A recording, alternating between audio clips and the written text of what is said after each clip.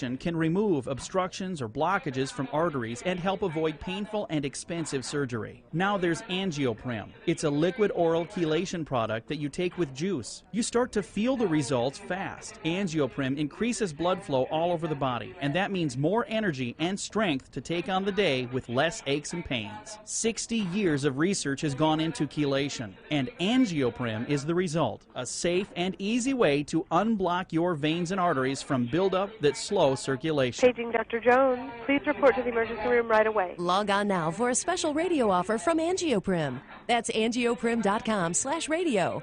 ANGIOPRIM. Angioprim.com/radio or call 877-882-7221. That's 877-882-7221. Hey there, quick question for you. Would you be okay with more energy, more endurance, thicker, healthier hair, a better mood, reduced appearance of wrinkles, improved sleep, improved blood pressure and cholesterol profiles, improved vision, improved memory? Okay then. Well now, have you heard of Nature's Youth RSF? It's from the anti-aging experts at nature'syouth.com. nature'syouth.com. See, at Nature's Youth, they understand exactly what it means to provide top-quality health products. And Nature's Youth customers not only improve their health, they know they're also providing their body with the right nourishment to maintain that peak performance and fight the aging process. If health, wellness, and nutrition are what you desire, choose Nature's Youth RSF. I did. You see, you're going to get older. It's just up to you how you feel when you get there. Get started today. Nature's Youth RSF. Simple to use, simple to order. Go to nature'syouth.com. That's nature'syouth.com. nature'syouth.com. KCAA Roofing by Jean reminds parents that our children should never be out of luck, hope, or guidance. But for many troubled youth, the first step towards drugs and crime is having nothing better to do. Take your kids to a park, movie, restaurant, or any activity today. This reminder from KCAA Roofing by Jean. For all your roofing needs, including new construction, re-roof, retrofit, tenant improvement, maintenance, leak detection, and emergency services, call 951-233-5530 or visit AAARoofingbyGean.com. You're listening to KCAA, your good neighbor along the way.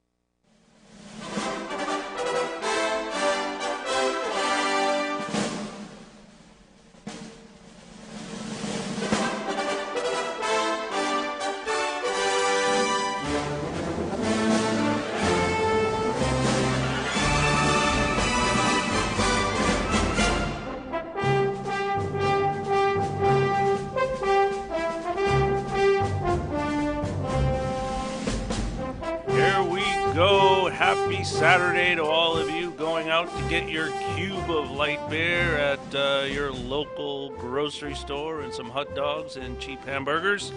That no doubt will fall through the grill because you didn't invest in the lower fat. You got the high fat volume, but that's not what we're here. We are not a cooking show. We are a important show, and this is the Ed O'Brien Show coming to you from the Carousel Mall in San Bernardino, and I already have a pop quiz for you. Who does the Ed O'Brien Show? Okay, well, we did. We had a high rate of return, and most of you are quite intelligent because, yes, I'm Ed O'Brien. Ed O'Brien does the Ed O'Brien Show, and I'm here with my producer, Carlos. He's a 26-year-old college kid that sadly doesn't know anything about sports. Not a thing. Not a thing, yes, and I was going to ask him that who did Cleveland beat to get to the finals in the NBA? He has no idea, and he shakes his head as if it's a silly question. That was Boston, and that's important to me because, you know, I'm a Boston fan. Larry Bird is my hero.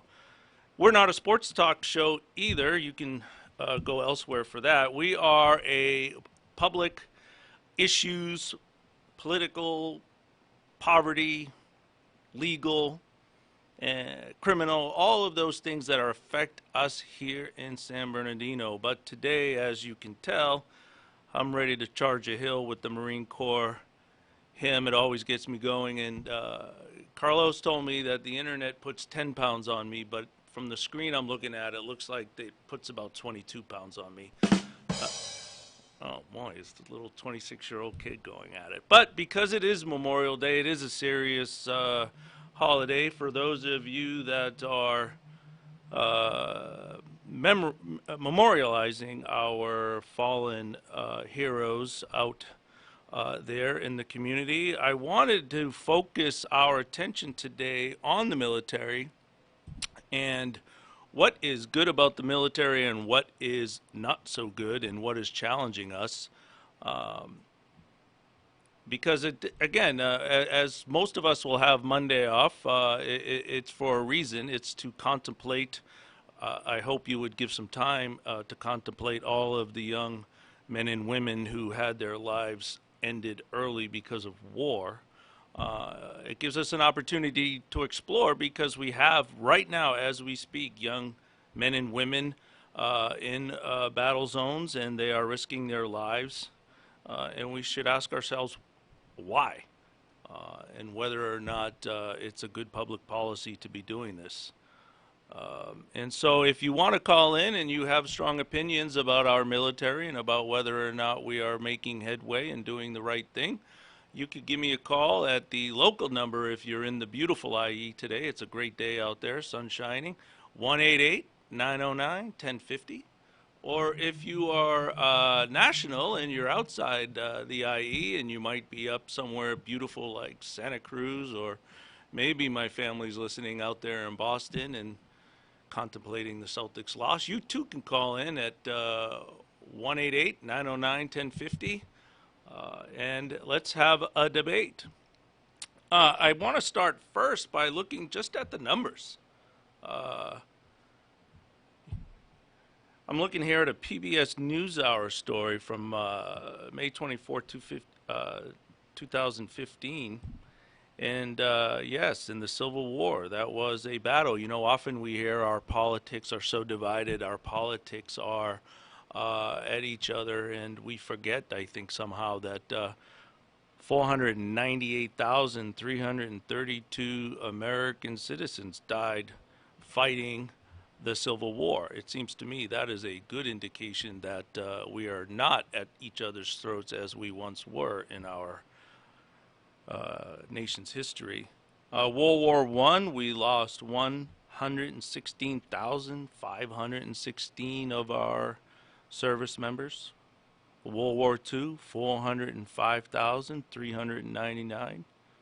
Korean War, 54,266 of our service people went to war, struggled through all of the danger and the chaos, and 54,246 individuals did not come back alive from the Korean War. Vietnam, in the war zone, we lost 90,220 folks. Persian Gulf War, we all remember we've been at war since 1991 or so. When I was a Marine, I was slated to go. Thankfully, my contract got up and I did not need to go to the war zone, but I have two brothers that served valiantly and courageously in those wars, and we lost 1,565 people. And in the global war of terror, we're fighting terror. We're fighting religious ideology. And I wonder, how do we drop a bomb on religious ideology to stamp it out? Can we do that? Can we actually arm ourselves to the point where we can control the terror? Not sure about that. Maybe some of you have some ideas on that. Again, give me a call, 188-909-1050, and we can discuss that. But those are sobering numbers. Those are numbers that are just quite staggering. And again, I think at times there are necessary wars, and sometimes I have strong feelings that there are unnecessary wars. But nonetheless, we send our young people out there to fight those wars. I think there's an old saying that old men start the wars and send young people in to fight them. And I think we see that going on here. And when we send our young folks in the military, we have to ask ourselves, are we sending them to generals and civilian overseers that really are watching out for their best interest? When I was in from 86 to 91, I questioned some of the things I was doing and to what effect, and how did this really make our nation safer. At one point, I spent an entire Saturday with gallons and gallons of gray paint, painting a sidewalk gray. And I never got promoted much more than an E3. Some of you know that that means spent a lot of time, 5 years, doing jobs like painting the gray sidewalk. I asked, why are we doing this? And we were told that we had to spend the money or else we would lose it next year. And so there it brings me to a story in the Washington Free Beacon. And we all know, we all complain about government spending. Whether you're on the left or whether you're on the right, you hear cries for government spending. You know, the left will want to spend on poverty programs, social programs, which I think do a very good job in securing our most vulnerable. But you'll hear the right claim that those programs are wasteful and increase slothfulness. But what you never hear from the right is the cry for military oversight.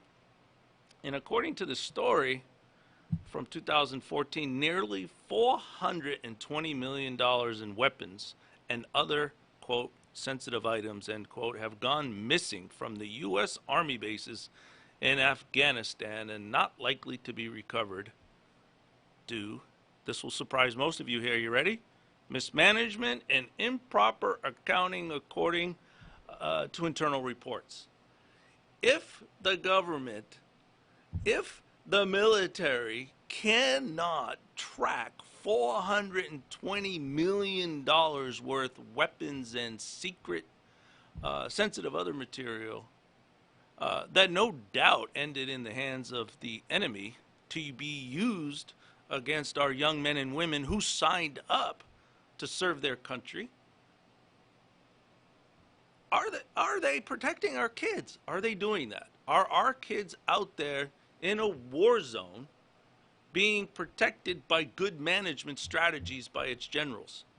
Well, it seems to me I'm not going with that. If I had a kid over there, I would be quite concerned that the overseers are losing $420 million worth of weapons. And I don't know what you all think, but that's atrocious. And there is going to be, as I think they call it, I think it's a funny word that industry uses for lost inventory. It's called shrinkage.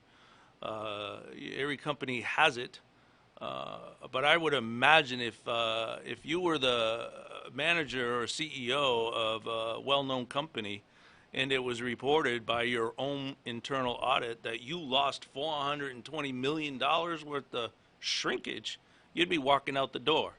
And I don't see too many generals walking out the door except for, well, we all know who walked out the door, right? Mr. Flynn. And we know why he walked out the door. But we'll get that maybe on another show. Today I really am just focused in on the concern that we talk about our patriotism and we talk about our military as being the strongest fighting force in the world, which I'm proud to say I was part of again, and my family has been part of. But does that patriotism, does that, when I heard the Marine Corps hymn, I was ready to take a hill. I know I don't look like I could take a hill, but when I was younger, I could take a hill. I want to do that because I know there are at times good reasons to. But when I was young, I really believed those generals had my best interest, that they would not put me in harm's way. But now that we look at losing $410 million worth of weaponry that could be used to shoot at people like our young men and women, I no longer have that confidence. I no doubt believe we can win any war and drop the mother of all bombs on people. But that doesn't mean we are doing the best job. And I do think there's room for criticism. And that's my point. I think often in our debate today, when you say something that hints at being critical of the military, you get attacked as being unpatriotic. You get attacked as not supporting your troops.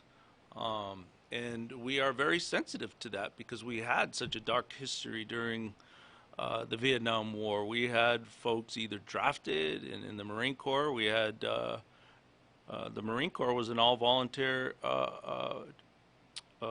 staff at that time.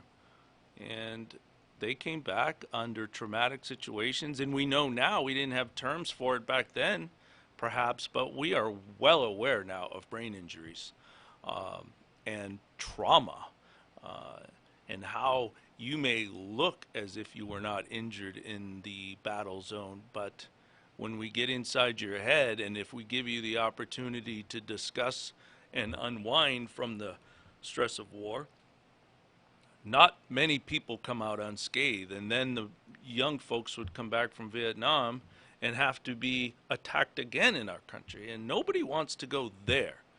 But we certainly don't want to be in a position where somebody like me can come on the airwaves and say, let's have room for debate and let's question whether or not we are doing what is right, doing what is good for our young men and women and uniform, and frankly, are we getting our money's worth? If we can look at our military strictly from a perspective of spending, we have to ask ourselves, and let's leave room for that, and that's what I want to do today. Hopefully some of you will be interested in calling and engaging in that debate, and we maybe will reach some step forward. Again, but it wasn't in just 2014. Mother Jones, I'm sure some of you out there in the IE just can't wait for your next issue of Mother Jones to come on your doorstep or through your email, however you get it. But they did an investigative report released just here May 24th, 2017. More than a year after the United States began funneling $1.6 billion worth of new weaponry and other support to the beleaguered Iraqi army, they've lost it. And they can't find it. And it included armored vehicles, hundreds of mortar rounds, 200 sniper rifles, assault rifles, and according to the Amnesty International, the U.S. Army admits that it failed to accurately track this recent infusion of arms and other military supplies. Now, whether you're conservative, liberal, or libertarian, or ultra-left, it would seem to me you should be upset when an Army spokesperson admits that they failed to accurately track this recent infusion, because that simply means, I think, hold on, Carlos, what am I doing? Is it time for a break? Do we have to go to a spot? If you want to go to a break. Oh, yes, okay, it's time for our local spot. You can see that this radio is not my day job. But we will be back in 90 seconds. Don't go away. Thank you very much. This is KCAA, AM 1050.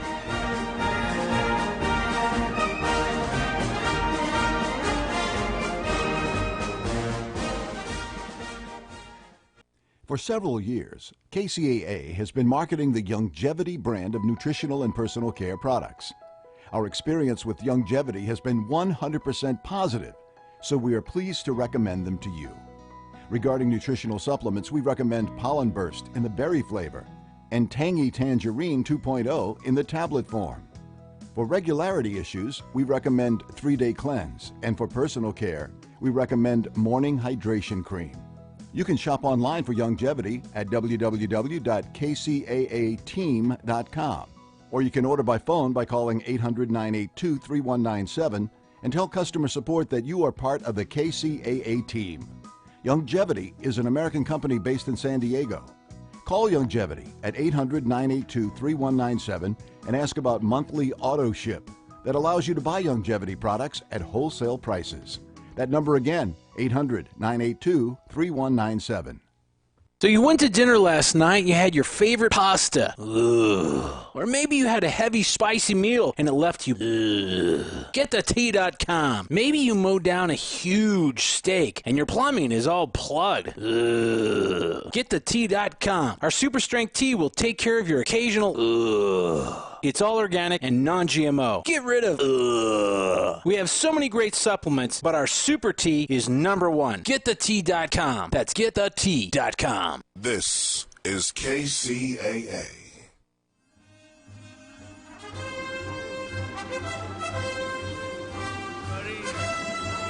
Good Memorial Day weekend to you. And boy, was that spot perfect. All natural, no GMO. Some of us will be feeling that way out there, I suppose, all weekend. It'll be good to get back to work on Tuesday and get back on those regular workday meals. No more, I'll take an extra hot dog there, Uncle Tim. That'd be delicious. Yeah, could you do that? And maybe some of you are on your third or fourth light beer and your second hamburger, and that is terrific, and enjoy your family. And I'm trying to, again, if you are just joining in with us, Carlos, what are you doing? What was that? Huh? I can't go to another spot now. Button slipped, sorry. Oh, button slipped. Oh, boy. I got the Butterfingers today, sorry. Yeah, I know. I'm a little bit intimidating with the Marine Corps hymn, and you're, 10 feet away from a lean, mean fighting machine. I can see why you're a little bit nervous. Can you blame me if the adrenaline's going? No, I can't. But, settle that. You all set? You ready to go? Okay. Now, I want to shift away from the fact that we're losing billions of dollars of weaponry, and the Army cavalierly says, I don't know what happened. We lost it. And this is the time where we can say, what do you mean you lost it? Without being attacked as being unpatriotic and not supportive of the troops, I say just the exact opposite. It is very patriotic and consistent with our founding fathers to attack incompetence at the federal government and to support our troops by ensuring that we will not be shot at by our own hand grenades and sniper rifles. And I'm really taking a troop-focused view of the military today because that's where my heart lies, as some of us that are interested in America and trying to move up that economic ladder of life, and who of us don't have necessarily the ladder in place and have to get that ladder before we can start climbing. The military is just that. And we'll get to just who joins the military in a minute. I think most of us would be surprised that the rhetoric that it's just the poor is just flat false. It is a high percentage of folks that want to serve the country, but it's also a lot of middle-class folks that just need an extra boost in life to get up that ladder. One of the funny things when I reunite once a year or so with my brothers, none of us are drinking anymore. We used to do this till late at night when we were like 26, 27. Can't do that anymore, Got to get to bed at 10 o'clock or else my next day is ruined. Sad getting old. But I guess it's good to recognize it. But we used to sit up and ramble on about our days in boot camp. And one of the things my older brother says, Mike, he says, I don't know why they make such a big deal of boot camp. I thought getting out of Alice's house was a picnic. Alice was our mother, who used to come in and she would start boiling a chicken in a pot. Those days, we didn't have, this may strike our younger listeners as odd, but we didn't have microwaves. You actually had to turn on the stove. That's that thing in the kitchen with the few buttons that some flames come out of in case you've never cooked and have lived on top ramen. But she used to get that chicken going. A boiled meat was the way we went every night when we had meat. And if it wasn't boiled meat, it might have been boiled canned vegetables. In fact, not to ramble on, I'm going down memory lane now, actually. I think I was like 24 or 25 when I realized that vegetables grew in the ground because I swore they came out of cans. Because that's where all our vegetables, it was creamed corn out of the can, asparagus out of the can. It was beautiful. But my brother says, these drill instructors, these guys are a walk in the park compared to Ma. And that's just a reminder of how we were and how we grew up, because we had a mother that whipped us into shape and in her own loving way ensured that the three of us would grow up and be law-abiding, hard-working, dedicated individuals, which we all became. And one of the ways we found out we could get that ladder under our feet was to join the military. And either get a skill, see the world, or just have that on your resume and learn to become a man or a woman.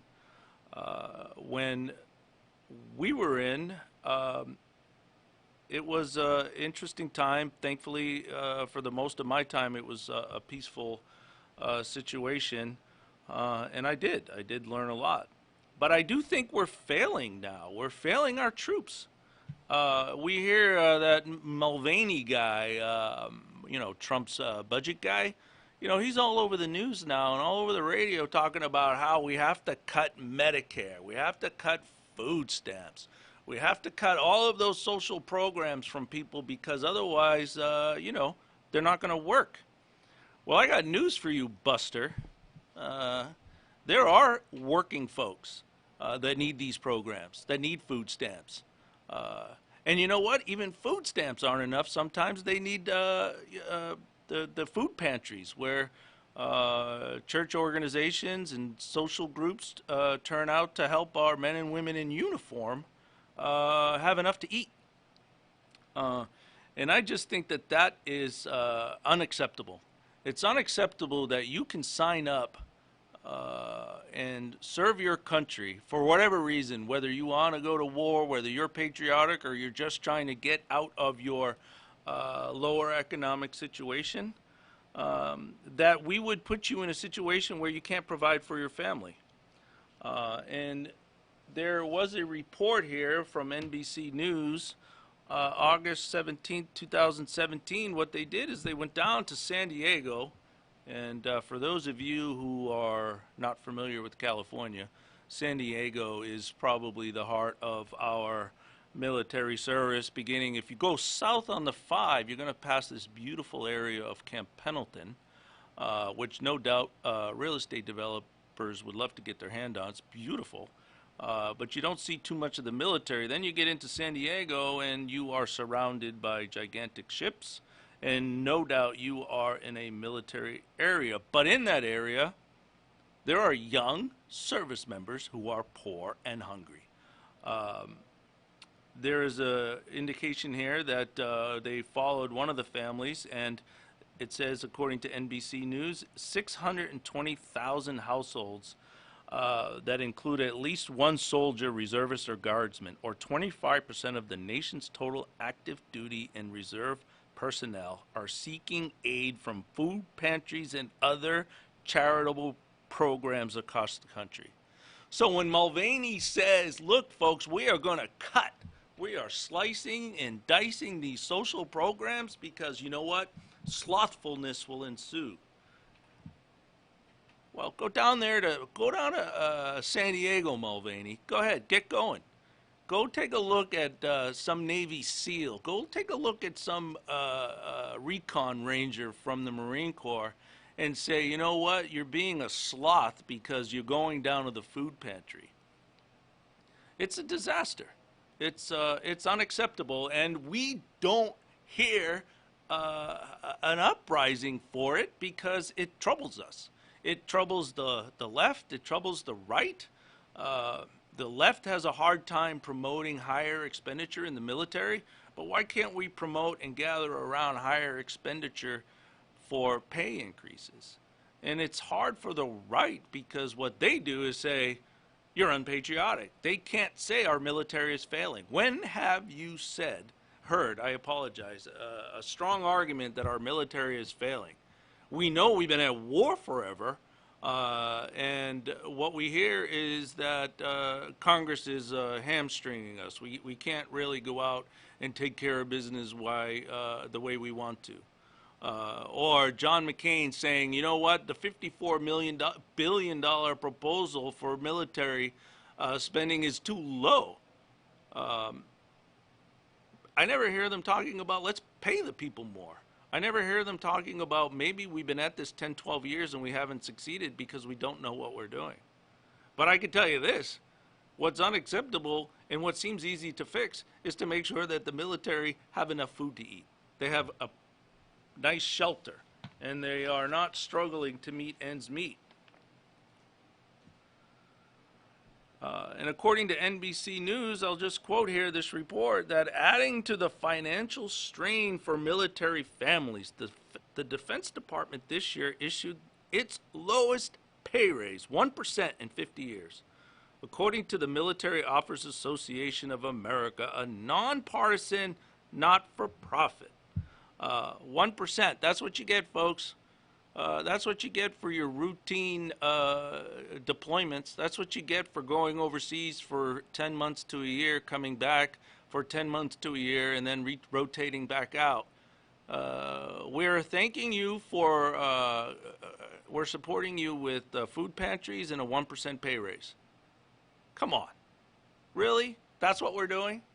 Let's say we are not accepting this. If we can't agree on anything, let's agree on this, that no military person in uniform who is an enlisted person should be hungry. It seems like a no-brainer, right? I don't know about you, but I am really getting myself worked up and ticked off. Maybe somebody should call in and calm me down, but I don't know how you're going to do it. There are no facts to dispute that.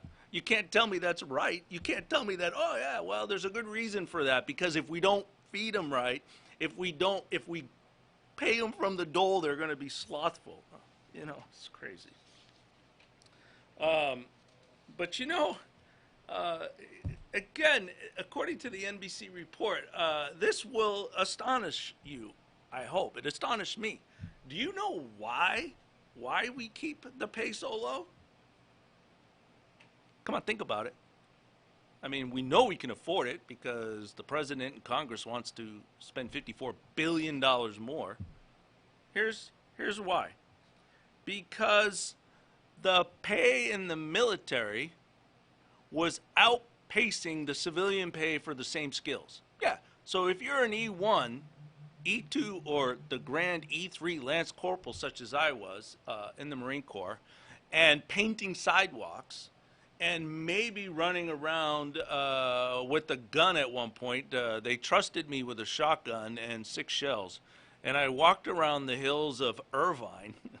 Yeah, there were apparently some armories back there. And they said, all right, O'Brien, take the shotgun, put 6 shells in it. Do not use it. Do not use this gun. And walk around the hills at night. And I did that for 12 hours. 7 days a week. And for that, now I find out I was getting paid more than the civilian.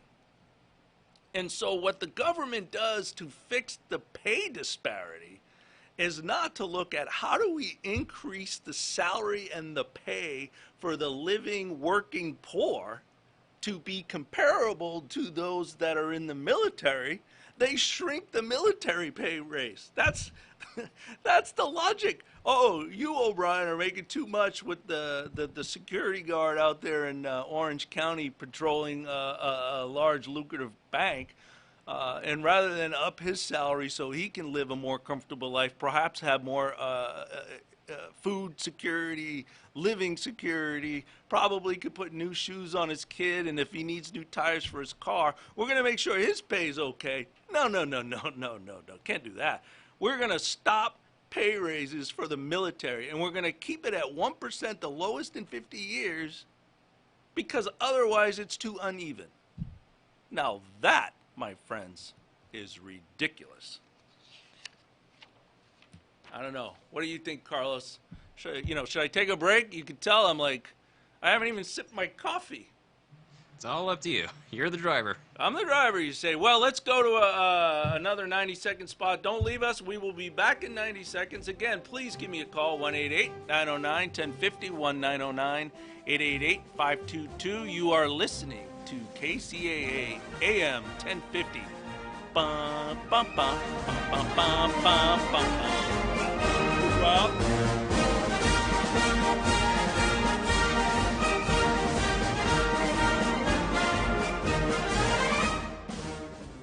So you went to dinner last night, you had your favorite pasta. Ugh. Or maybe you had a heavy, spicy meal and it left you. Ugh. Get the tea.com. Maybe you mowed down a huge steak and your plumbing is all plugged. Ugh. Get the tea.com. Our super strength tea will take care of your occasional. Ugh. It's all organic and non-GMO. Get rid of ugh. We have so many great supplements, but our super tea is #1. GetTheT.com. That's GetTheT.com. Dex Media is committed to providing powerful solutions for your business. We help level the playing field and give you the edge to compete in today's digital marketplace. Customers expect to read reviews and see videos showcasing your business. They want to engage via social media and text messaging, and they want to do it from any device and any place. Keeping up with your customers' data, social media, and website is a daunting task. Dex Media has the answer. Dex Hub, a complete solution for managing your business. It's an integrated business management and communication tool that provides all of these features in an easy-to-use, affordable solution.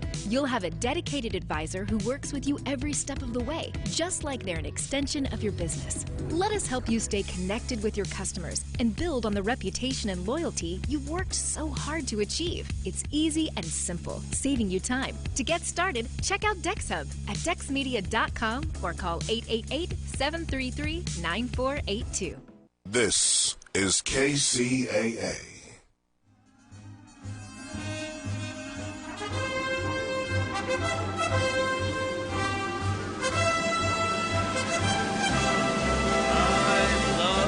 Marching music. I feel like getting my rifle out there at parade rest in my crispy alpha uniform. I should tell you, it's kind of an interesting anecdote. And maybe I was wrong that the internet puts pounds on you, because I actually kept my green alpha uniform with my marksman badge on it, which means I was the least qualified shooter in the military. My older brother got one of the higher scores ever on Paris Island. I think it was a 249 out of 250. You have to shoot 190 to get off the island, Carlos. Yeah, 190, right? You're there on this island getting eaten by bugs, and all you have to do at like week 10 or 8 or something is shoot 190 to get off the island, or else you are stuck.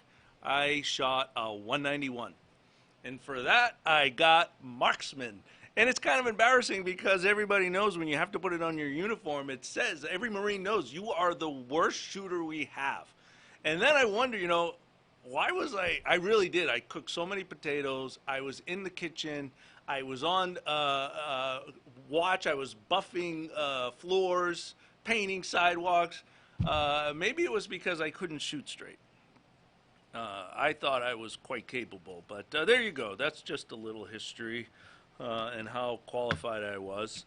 I got to calm down. I got to go to a more positive side of this story because I want to get some encouragement and really point out that we are capable of doing great things if we commit to it.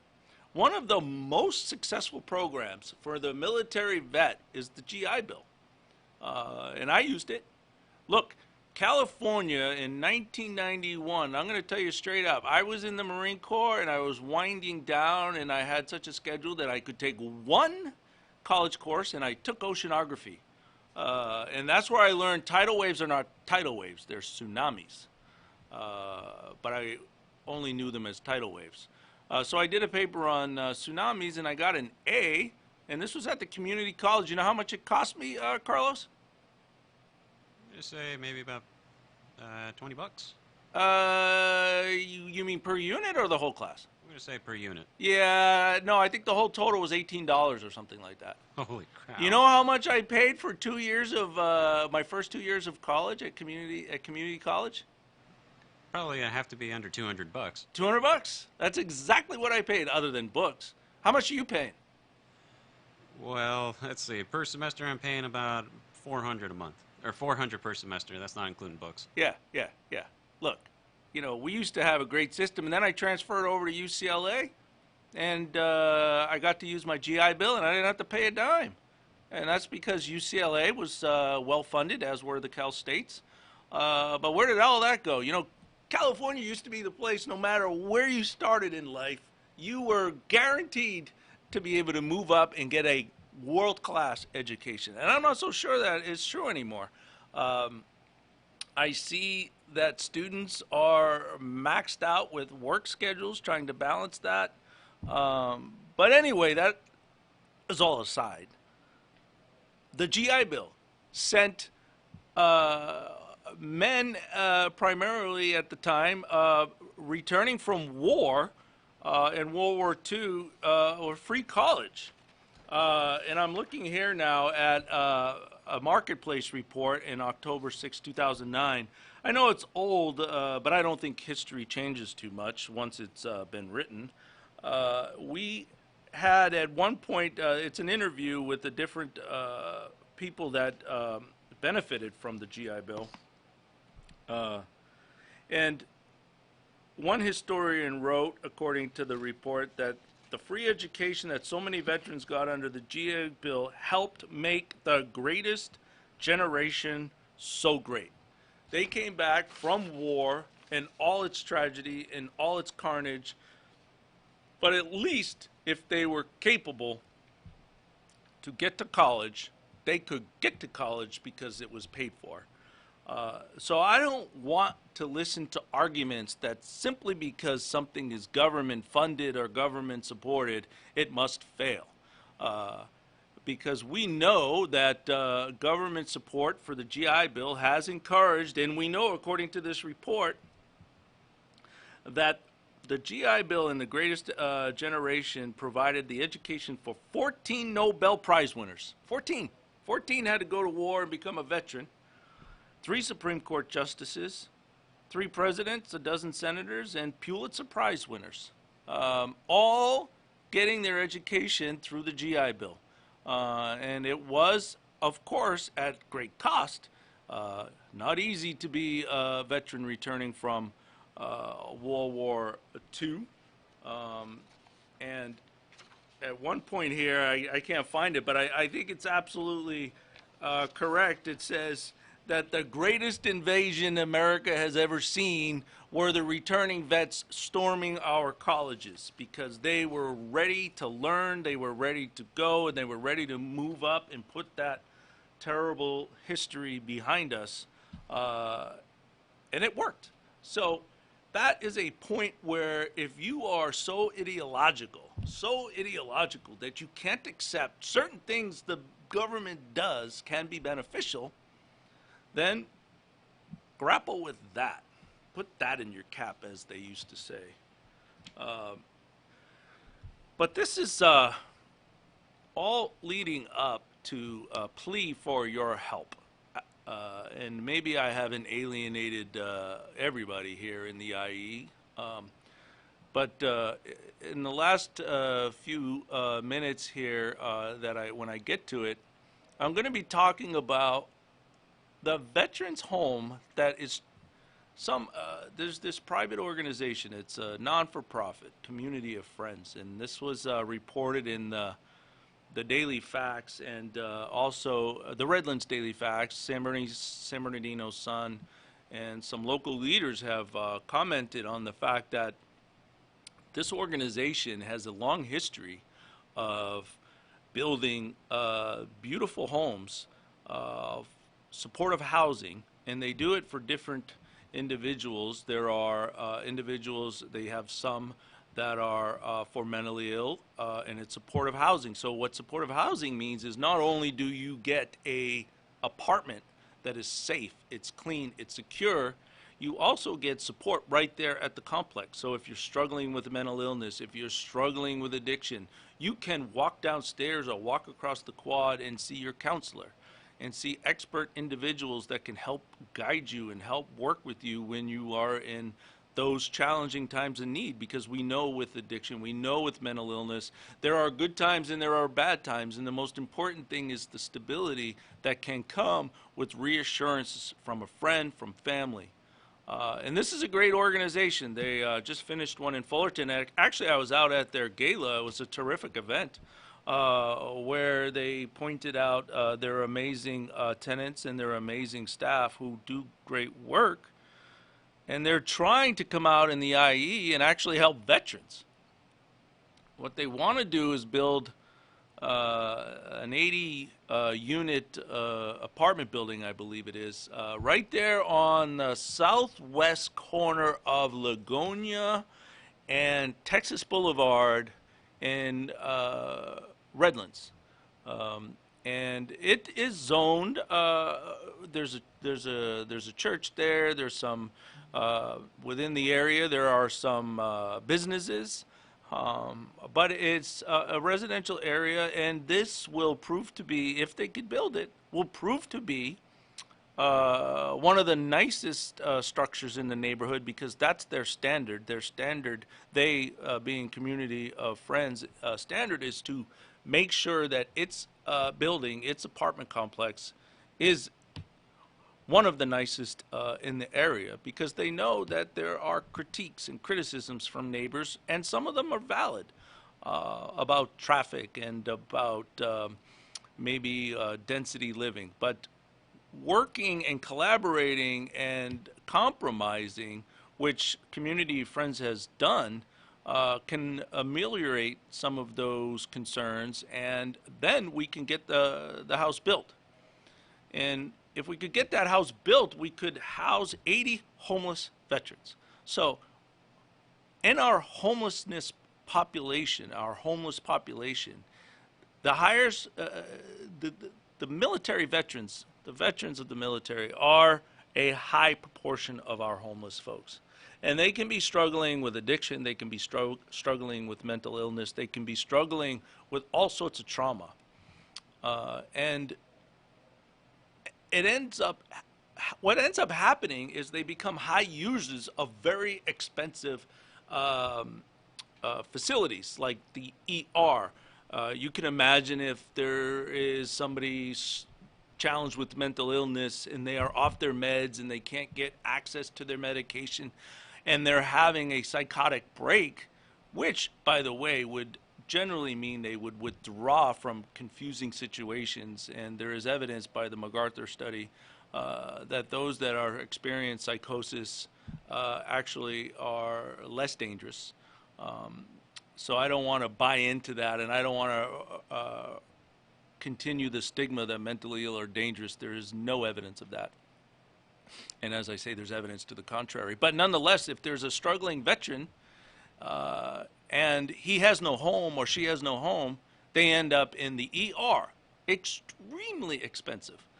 And imagine if we could remove some of the folks waiting in the ER that could have been serviced elsewhere. Everybody knows somebody that went to the ER. And the common complaint is, unless you went in an ambulance or having a heart attack, you have to wait long hours. And part of that is because we're not servicing our mentally ill, our homeless population properly. Or even, I suppose, worse is the concern of the community members seeing somebody struggling, which is often what happens. For example, a mentally ill person may be struggling with psychosis and interfering with a mom and pop operation. Here at 2nd Street, we see a lot of mentally ill at the Starbucks struggling to gather some change, gather some extra cash so they can get some food and perhaps water. And that's not a good situation. And so they end up often in jail. In fact, in San Bernardino County, the mentally ill spend, I think it's 2 to 3 times as long in jail as a non-mentally ill person. And that's for another show. But what is just baffling to me is why isn't there 100% community support to build a beautiful housing structure with supportive services 24/7 for veterans that are struggling? It's a call to really rise up and voice our support in or out of the city of Redlands or in the county, and say we want that house built because we don't want our homeless veterans going to jail, which is extremely costly. In fact, the Sheriff's Department last year had to increase its budget by $6 million a year. $6 million of general fund money, and what that means, that's your tax money. That's your property tax. And they had to increase spending our property tax because mentally ill get arrested so much that they needed to hire more psychiatrists, more nursing staff, and deal with medication issues. And they're doing a great job. This is no critique of the Sheriff's Department, but they are unfortunately an open door, and they can't say no. And what I'm arguing and what others have argued is that there are better ways, there are cheaper ways, and it's our veterans. And veterans that have unique and lifelong challenges through no fault of their own. This is not a blame game. You don't cause yourself addiction. You don't cause yourself mental illness. And we need to help them because there is proof that with support and with caring, they will succeed, they will move up, and they will move from homelessness to stability, to mental stability, to addiction stability, to then moving and thinking about their next challenge, which is a positive challenge, and that is, do I go to college? Do I go to work? What is it that I do? But those choices are the choices we want a homeless veteran to get to, because those are going to ultimately impact our community for the good. But no, I think it was 21 people showed up at the City Council of Redlands and voiced their opposition. And I get it. I get that there is opposition and there are issues that need to be addressed. But don't go in with an attitude of no. Let's go in with an attitude of how can we make this work for everybody? And that is what ultimately I was trying to lead up to throughout this show regarding our military and this Memorial Day weekend. And I have to go to the Atlantic report as a summary. Carlos, when are we checking out of here? How much time do I got? Do I have to rush this? Well, you got 5 minutes. Oh, 5 minutes. How are you feeling over there, Carlos? I haven't seen you grab any snack or a beverage. You doing okay? I'm doing great here. Okay, good. The Nation. Do you read The Nation, Carlos? No. No. Probably can't afford it as a college kid, right? No. No. You got those books to buy, right? More or less. Yeah, I saw books. My daughter graduated college. Some of her books were like, I think, a couple $100. Yeah, about a couple $100. The most expensive book I've ever purchased was about $380. $380? Yep. Wow. $380. Well, I won't ponder that anymore, but boy, I not that it translates, but my car payment was like $199 a month. But I guess the author needed it, right? Well, the kick of the thing, it's not a physical book, it's a digital book. Wait, it's not even like those hardbound where it's a beautiful cover? Nope. Oh, wow. $390 for a digital book. Folks, if there is a reason to revolt, we have found it. Join me. We're going to go out. By the way, where would we go revolt against somebody that writes an electronic book? You know, if it were like, Barnes & Noble's selling it for $390, we could revolt against Barnes & Noble's, I suppose. Well, sure. Right? But it's not. So how do you do that? How if I'm a radical and I want to go protest, where do I protest that? I guess you could start. You can't go to the bookstore. They're not selling it. I don't know. Well, address that in a paper in your poli-sci class, would you? Sure. Well, in the Nation article, and then I'll close with this thought. And it was an article written here May 9th by William Harting. And it's a great article. It's a great piece. What it essentially argues is that we have neglected and we have not concentrated in our expenditure in our war effort. We can go on with our lives without once thinking about the fact that there are men and women sacrificing their security, sacrificing their home life for the war on terror. Remember, Ed, in World War II, everybody was involved in the war. You could not avoid or go your daily life without realizing you were at war. Your husband, your son may have been out at the war.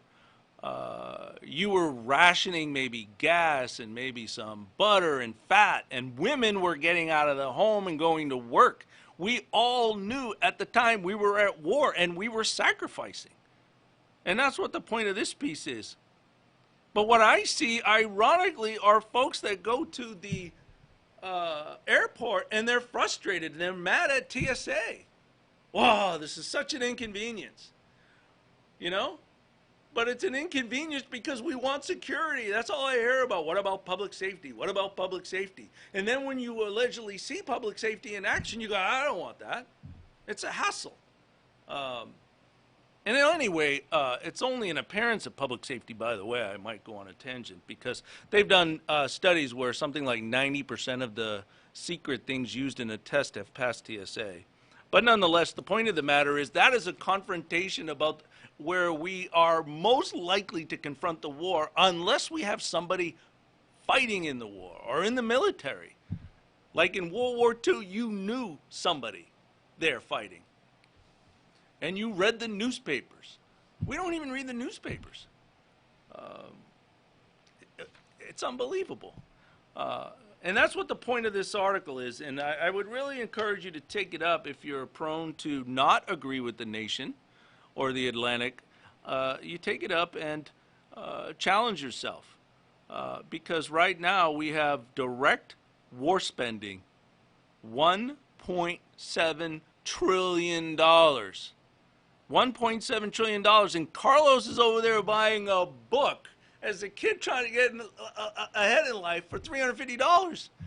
How about a little subsidy? Would you like a little subsidy, Carlos? Maybe we could kick in 20%. Yeah, that could work. All right. Okay, folks. Well, thanks for joining us.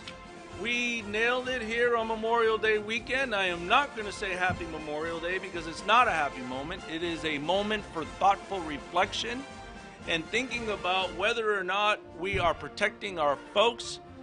We can honor them, but we must protect them. And we must be open to criticism because critique, criticism, and questioning the government is the American way.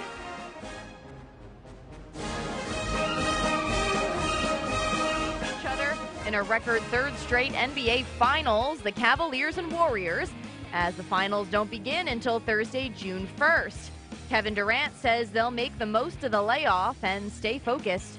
I mean, it's something that we'll take it how it is and, go out there and, do what we're supposed to do every single day. And, we've been through this in the first two series, and so we kind of know how to handle ourselves. But, it is a long break, but we got to be mentally ready to go out there and grind out.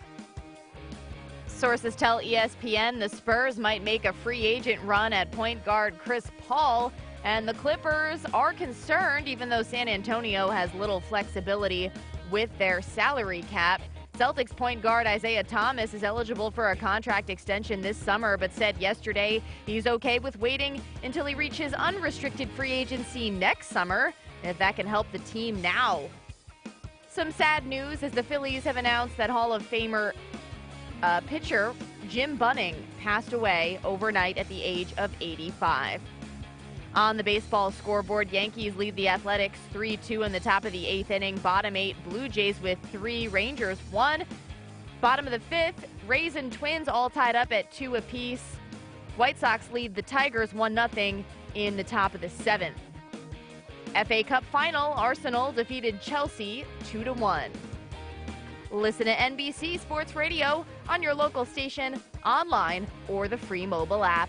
This is Maria Marino, NBC Sports Radio, and NBCSportsRadio.com. KCAA Loma Linda, 1050 AM, 106.5 FM, and now 102.3 FM. This is Joe Lyons. Guardian Jet Center at Ontario International Airport would like to now honor the memory of those who have made the greatest sacrifice for our country. On Memorial Day 2017, we remember Army Lieutenant Eli Whiteley, who served his country above and beyond the call of duty. On December 27, 1944, Whiteley was leading a platoon against enemy forces barricaded inside houses in the French town of Sigelsheim. In the face of withering mortar and automatic weapons fire, he charged into the first building alone, and though severely wounded in both arm and shoulder, captured it along with all the men inside. Whiteley led his men in clearing the town of all snipers, and though blinded and suffering from critical wounds, he refused all medical aid until the town was taken. His personal aggressive fighting helped save the lives of American troops, and Eli Whiteley was awarded the Medal of Honor for service above and beyond. Today, Guardian Jet Center salutes the men and women whose sacrifice has made the American way of life possible. Guardian, the most advanced fixed-base operator at the Ontario International Airport, redefines the expectations of the general aviation business traveler, one client at a time. Single-engine or cabin-class aircraft give Guardian the opportunity to enhance the customer experience. The Guardian Jet Center is the gateway to Southern California. So you went to dinner last night, you had your favorite pasta. Ugh. Or maybe you had a heavy, spicy meal and it left you. Ugh. Get the T.com. Maybe you mowed down a huge steak and your plumbing is all plugged. Ugh. Get the T.com. Our super strength tea will take care of your occasional. Ugh. It's all organic and non-GMO. Get rid of ugh. We have so many great supplements, but our super tea is number one. Get the T.com. That's gettheT.com. This is KCAA. So, you love talk radio? Then you'll love TalkStreamLive.com. TalkStream Live is always on, 24/7, with the best streaming talk shows. Find your favorite talkers and discover some new ones. It's free, readily available online or on mobile with any smartphone or tablet. Finding your favorite talk shows all in one place has gotten a whole lot easier. Just go to TalkStreamLive.com. Be sure to download the free apps from Google Play or the iTunes App Store. You loved the Cannabis Cup at the National Orange Show recently, and now it's time for another Cannabis Cup, this time in NorCal, presented by High Times, Eureka Vapor, and Gold Drop at the Sonoma County Fairgrounds. Don't miss it June 3rd and 4th in Santa Rosa, California. Your favorite magazine, High Times, taught the world to grow, and now we're giving you a live cannabis experience featuring a cannabis career fair, edibles village, rosin presses, and so much more. Sponsored by Advanced Nutrients, Boundless Vapes, Cushman Brands, The Cali Connection, The Green Doctors, Cream of the Crop, and Absolute Extracts. Tickets are on sale now with special early bird prices. Don't miss the great music artists 311, The Wailers, Fortunate Youth, Arden Park Roots, and the Tahoes. Presented by High Times. Tickets are available at CannabisCup.com. That's CannabisCup.com.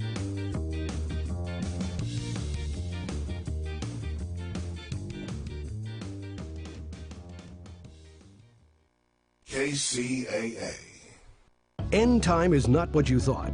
In their new book, 12/24/36, authors Mike and Cheryl Gilmore bring forth a startling new idea on the beginning of humankind, how life begins on Earth and when our Creator concludes this age.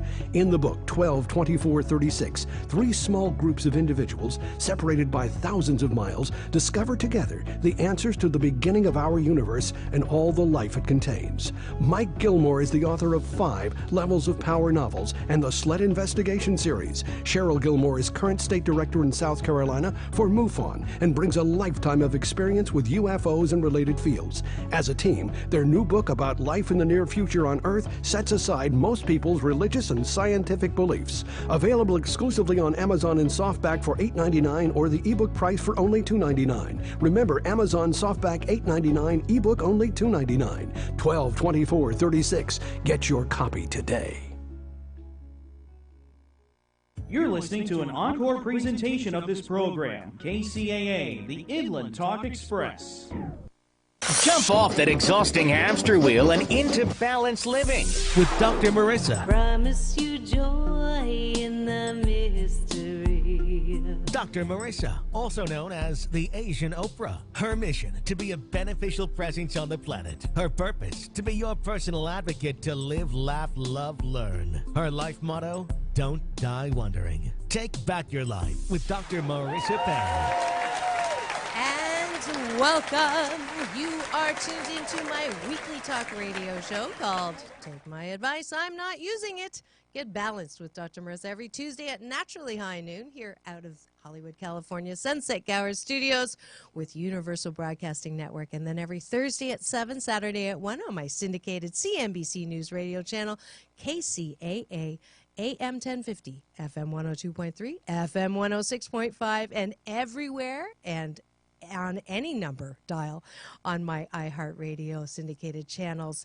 And this is a show about hope and happiness. So there's no gossip, no scandal, and no K-words, no Kardashian talk at all. Instead, I want you to focus on your own reality show and how you can be happy 88% of the time. The rest is contrast. So I have guests and topics that cover all of that. If you've missed any of the shows, please go to my YouTube channel where you can catch Dr. John Gray, Men Are From Mars, Women Are From Venus, Fran Drescher, Janine Roth, best-selling author, Lisa Nichols, motivational speaker, and it's all radio you can see in here because of the wonderful cameras in the studio. And a special thank you, I don't do it often enough, to my sound engineer and producers both here at here at UBN and KCAA, Jarvis Essex, Michael, Fred, Tony, you're all in there, Mark Westwood, as well as Carlos and Joe. So thank you so much for all that you do to support me, splattering you with more hope and happiness. And shout out, we're going to start with my traditional, all the wonderful people that I get to travel in my joyride called Life that I got to see in Sedona. And then happy anniversary to David and Kathleen from Talapatchee. Happy anniversary to you. Yes, I got to meet them on the way out at LAX. And it was a very lucky day. I got to sit in the Delta flight cockpit with Captain Mark and co-pilot Meng with a special, you know, when they say welcome passengers, and then they said welcome Dr. Pei, which was so cool. And that was on Delta. And then that night again, I got to see the magnificence of Sedona, Arizona from the air because I got chosen to sit in the cockpit and got these incredible pictures of Mother Nature showing off thanks to Sedona Air Tours with my cute helicopter pilot. And then a shout out to Ashley, Diana, and all my fabulous guides at Diamond Resorts. And thank you for the gift ride to the casino where I won $440. Yes, no accident there on a machine. That was 88 fortune. So if you know me at all or follow me at all, you know that that was special because 8 is a homonym for good fortune, and it was very lucky for me. Also, it was my first time in Jerome, Arizona, so a shout out to the good-looking police department and to Greg at the Mile High restaurant. And if you go to Jerome, make sure you visit the Firefly, inspired by Nature Gift Boutique, with Eric and Brett, beautiful jewelry and art that you can find there. And finally, my fabulous balanced Tai Chi Gong students, especially Nif and Andrea, slow dancing with the friendly universe at sunset overlooking at Airport Mesa. It was absolutely stunning. So save the date. Next year, it's always the weekend after Mother's Day when I invite you to balance with me in the beauty of Sedona. And now, before we go to today's show, Actually, let's go into the show, and then we'll flash the pictures from where we've been hanging out. I am so happy to have a fabulous guest with me today. I actually met him last year at CEO Space International, which is the #1 business conference for entrepreneurs, and he was one of the keynotes. He's on faculty there. He's an elite performance coach for notable clients like the LA Dodgers, many top professional athletes in the NFL, UFL, Major League Baseball, and the U.S. Olympic men's field hockey team.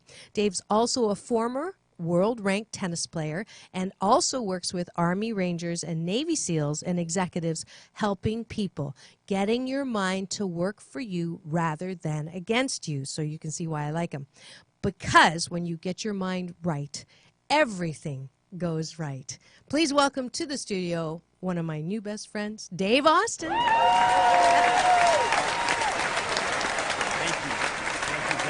Pleasure to be here. I am so looking forward to this. This is going to be fun. Yes, we have so much more in common than we thought, and that's when he did the Asian Woman Drive Up here. Because we came from Secret Knox. So a shout out to all of those who are tuning in during their lunch to watch Dave and I. Big shout out to Greg Reed for putting Secret Knox together. Amazing. It is the best kept secret. And Jarvis, you can flash those pictures up now that I was going to do earlier. The kind of people that we get to not only meet and get to talk to. So the owner of Lamborghini was there. Lamborghini himself.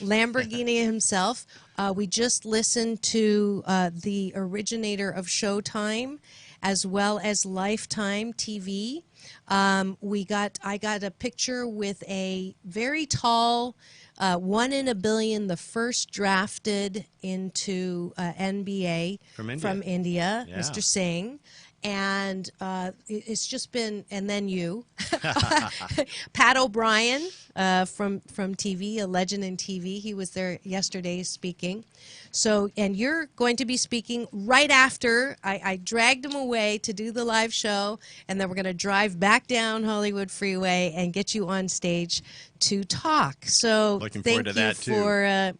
for coming away. We had this plan without realizing the serendipitous timing, right? It's all perfect. Yes. So let's start with, you work with a lot of big people. And Big, tall, a lot of people. And so you've like 4 MVP players, you've coached them to that, that peak performance level. So you would be someone who worked with anyone who was maybe not hitting their free throws or the mental game. Well, in life, I'm learning every day. I've been doing this for 30 years, and what I get excited about is there's more for me to learn today. And I don't care how good you're at it, whatever you do, there's always another level. And that's what makes life exciting. Get up and be grateful for what is amazing going to take place today. Yeah. So, I've done it in Major League Baseball, NFL football. I've done, you mentioned the Olympic team I went to the World Cup with, but just recently I worked. I was flown out to Colorado Springs to work with a lot of the different sports. It's all on the mindset because, when you have pressure, and we do in business. I work with a lot of executives also because it's the same thing. It's no different. It's about getting yourself in that place where no matter what's going on, you have a calm strength about you and you can take it on. Because if emotion gets in front of you, it gets in the way of your objective. So it's like anything, it's a learned process. Right, which is proof, every time we watch the Olympics, right, these are the most conditioned, physically ready people to take on whatever they're doing, and they've set records, and yet it's that power of psychology or that mind and the emotion that can either make or break you. Oh, absolutely. And it's a whole game changer. And, now I've had a chance also to work with Navy SEALs and Army Rangers. You talk about beast to beast and, discipline. They're incredible, but their life is on the line. But, maybe in business your life is not on the line, but your happiness, your well-being, your success is every day on the line. So the exact same processes that I've been fortunate enough to work with these elite athletes, it's pressure. But you know what? The same principles work. It's, we might get nervous, and nerves are a good thing. They're not a bad thing. A lot of people go, oh gosh, I get so nervous in this. But you know what? Nerves are awesome. So you learn how to use them to your advantage rather than your disadvantage. Okay, so someone's going into a job interview. They feel nervous. They're getting on stage. They're doing a talk. They feel nervous. Their hands start shaking. You're meeting a cute girl or a cute guy for the first time. You're getting nervous. What's the tip to use nerves for you and not against you? Okay, the first thing is don't fight them. Embrace them. They're a beautiful thing. They're actually a gift. When I played professional tennis, I used to get so mad. I literally, one time, I'm in stadium court. Didn't say it out loud, but I went, God, man, if you want to put pressure on me, why don't you just dump a whole truckload on me? You know, I was just so upset that I had all this talent, but I had all this built-up angst. And I went up and I served an ace. I went, oh. And then I served another ace. I went, oh, you mean I can use this? So you shift the nerves and just a commitment. And so how I break it down, if someone's going into a job interview or whatever they're going into, I break it down to have 3 very clear intentions, because everything else will be a distraction. So what's an intention is like enjoy this moment. It's funny, just by having an intention that I'm going to enjoy it, you know, and then be clear-minded. I mean, these are things you think they're very simple, but if you focus in on them, another one could be, I'm really going to, one I said is enjoy meeting this person.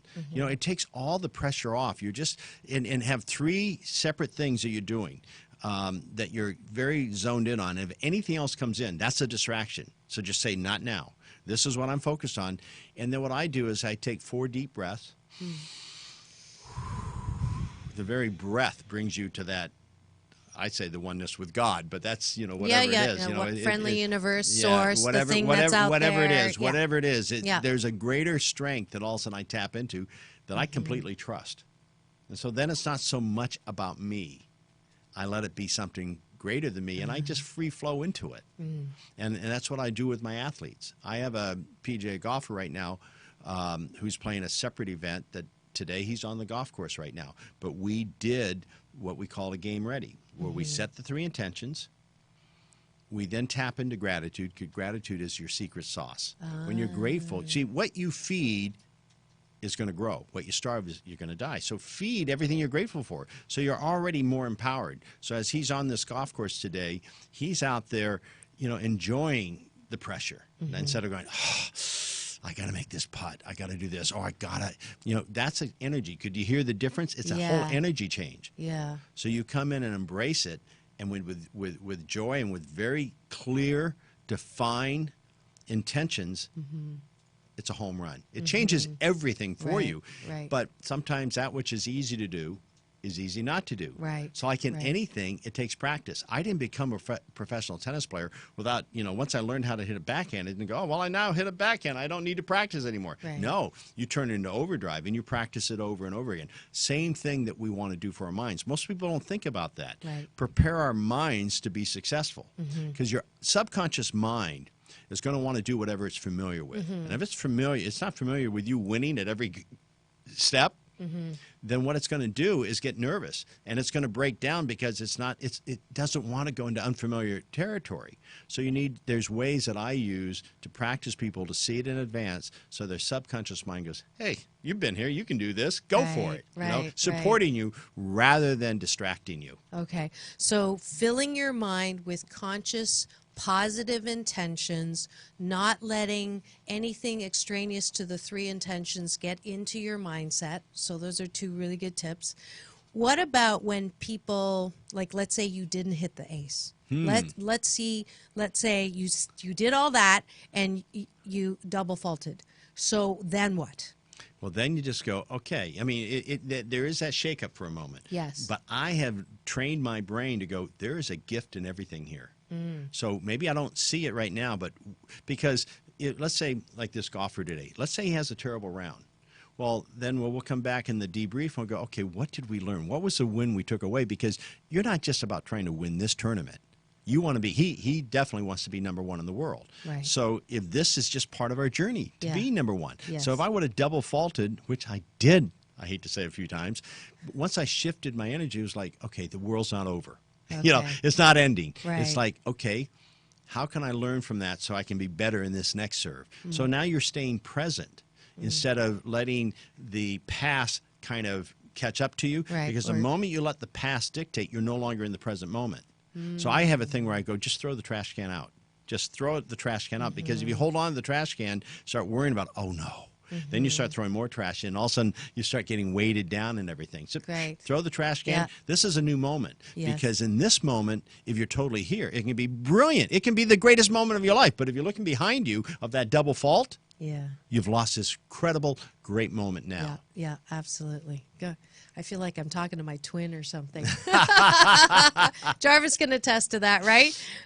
When I do my call-in shows. So I call it delete, delete, delete, right? Or don't should on yourself, because the shoulda, woulda, couldas are just going to take away from your present, which is the gift. Yeah. So, okay, so tell me about the beast. So this is kind of a new framework, right, that you came up with a beloved partner of yours who's now on the other side, Yep. who I do feel in the studio, like Hey, we he's said, here if you right with us now, driving yeah. up here. So tell me about the book about the beast. All right, the beast model. So I was so blessed. In 2007, I spoke at CEO Space for the first time, and Bob Proctor, Jack Canfield, Lisa Nichols, Harv Eckert. I mean, it was the Creme de la creme. Yeah, it was pretty awesome. Even though I wasn't there. Yeah, even they missed you. That was one. But it was the biggest event they'd ever had as far as that many A speakers. And Roger Anthony, I'd never heard of. Who's Roger Anthony? Right. Oh my gosh. I was like, oh man, this guy's incredible. He's from Australia. And what he did is, so here I've been doing this for years. On when you hit pressure moments, you want to be able to get positive triggers, because we all have triggers. Most Right. of them are negative triggers from our past. And so when you're in that pressure situation, you hit into an emotion that triggers something of the past. So now, remember, you're no longer Yes. present, and Yep. you're living into something that has no meaning for right now. So how do you feel that if you start taking the emotion out of that old trigger?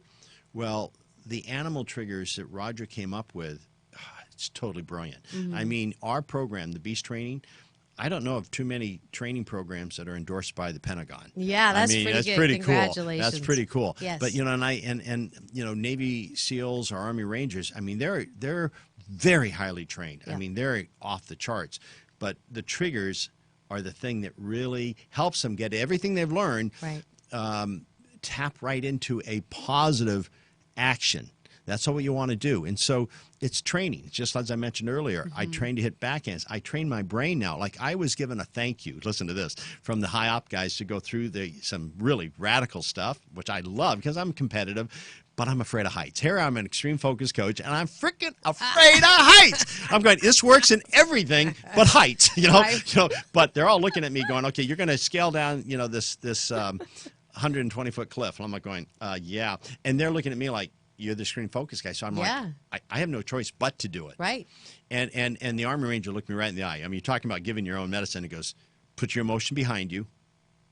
Just focus in on your objective. Because I know if my emotion got in front of me, I still, my body was shaking inside, but I went RESPA, which is one of our triggers. It's a crocodile. It's a longer story, but it's phenomenal. Now I practice it so much that I just relaxed. Okay. Because in a relaxed state, which is RESPA, the crocodile, they're here now. They were here with the dinosaurs.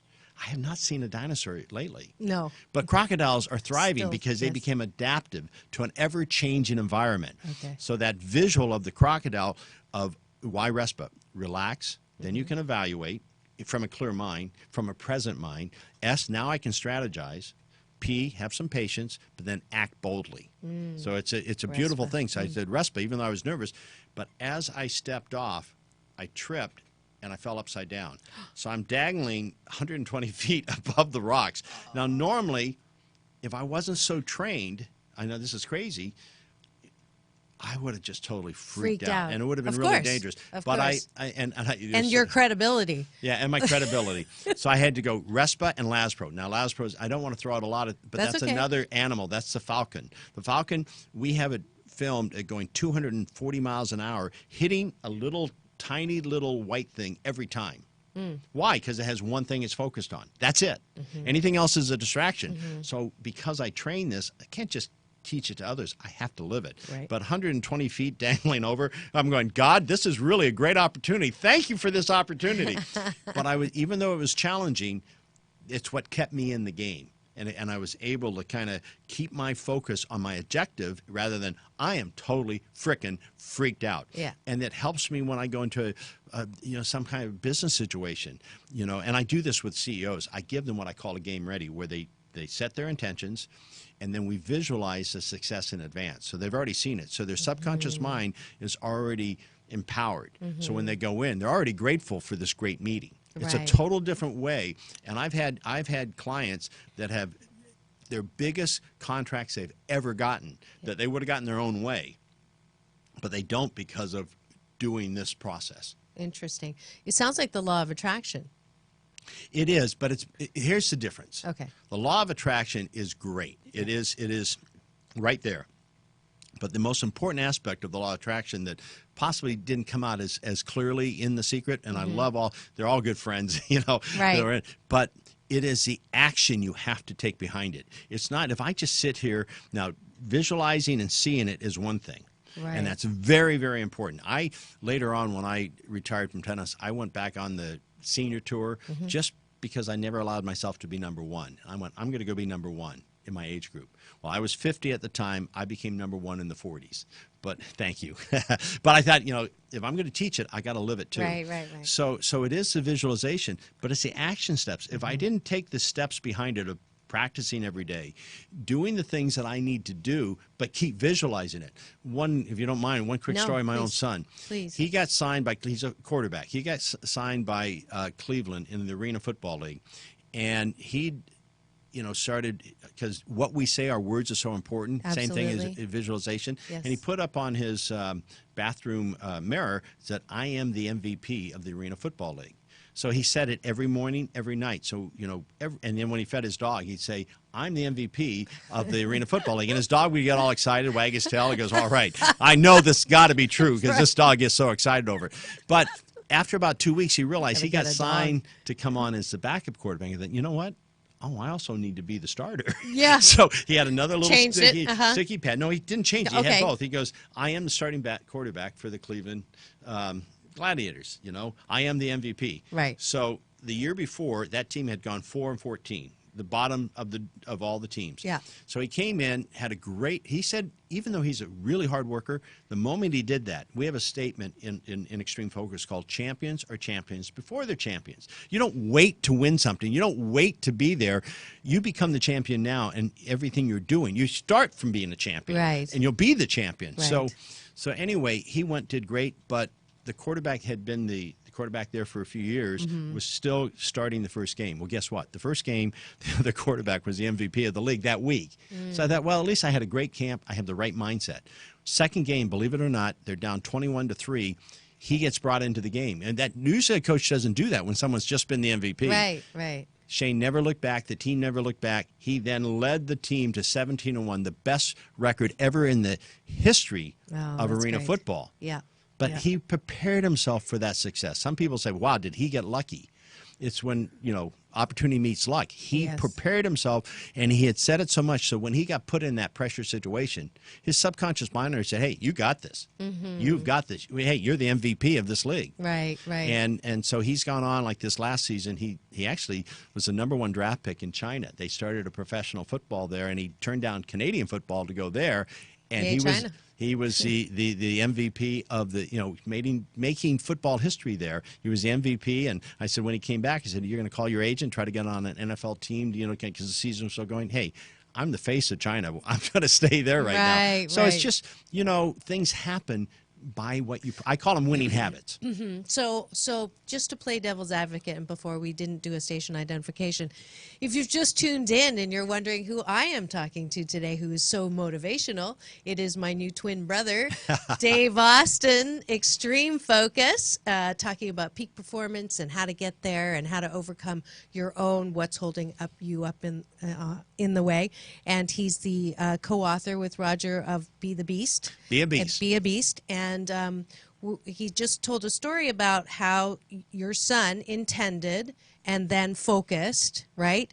And then it came to fruition. So I'm going to play devil's advocate for a second, put the moose on the table, which is my Canadian version of elephant in the room.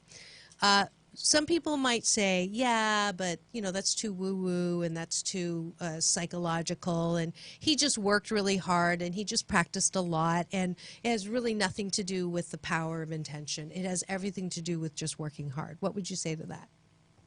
Forgive them for what they don't know.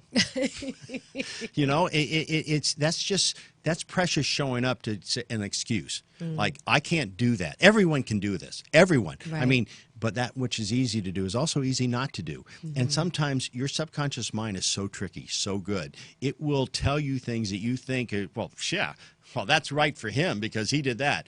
The truth is, if you did that, you could be as successful. And even if you're not, here's the other part, even if you're not as successful as quickly, now you got to understand, he's been working this for a long time. Right. So that it wasn't overnight. It appeared overnight, but it wasn't overnight. So allow yourself to, when you do it, if it doesn't work, everyone's looking for this instant.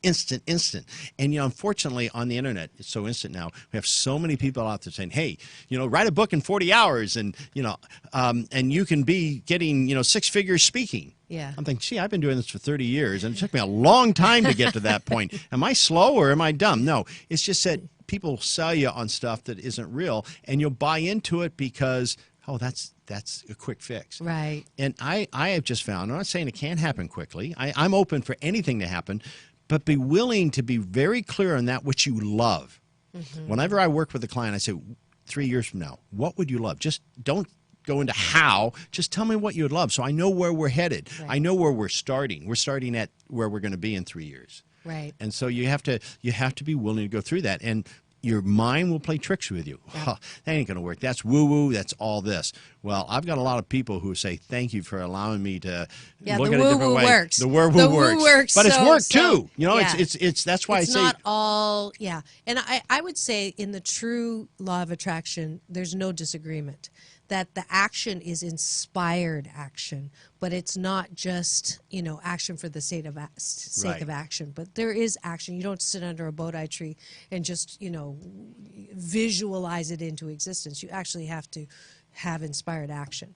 But the thing that you said that I want you to even elaborate more on is the passion behind, or the journey behind that instant. We're caught up in that. You're right. We're like the instant. If you can't have it in 30 days, then I'm not going to try. I'm going to buy or work towards or flick on the switch. But it is the happiest people I've seen are the people who really enjoy the journey.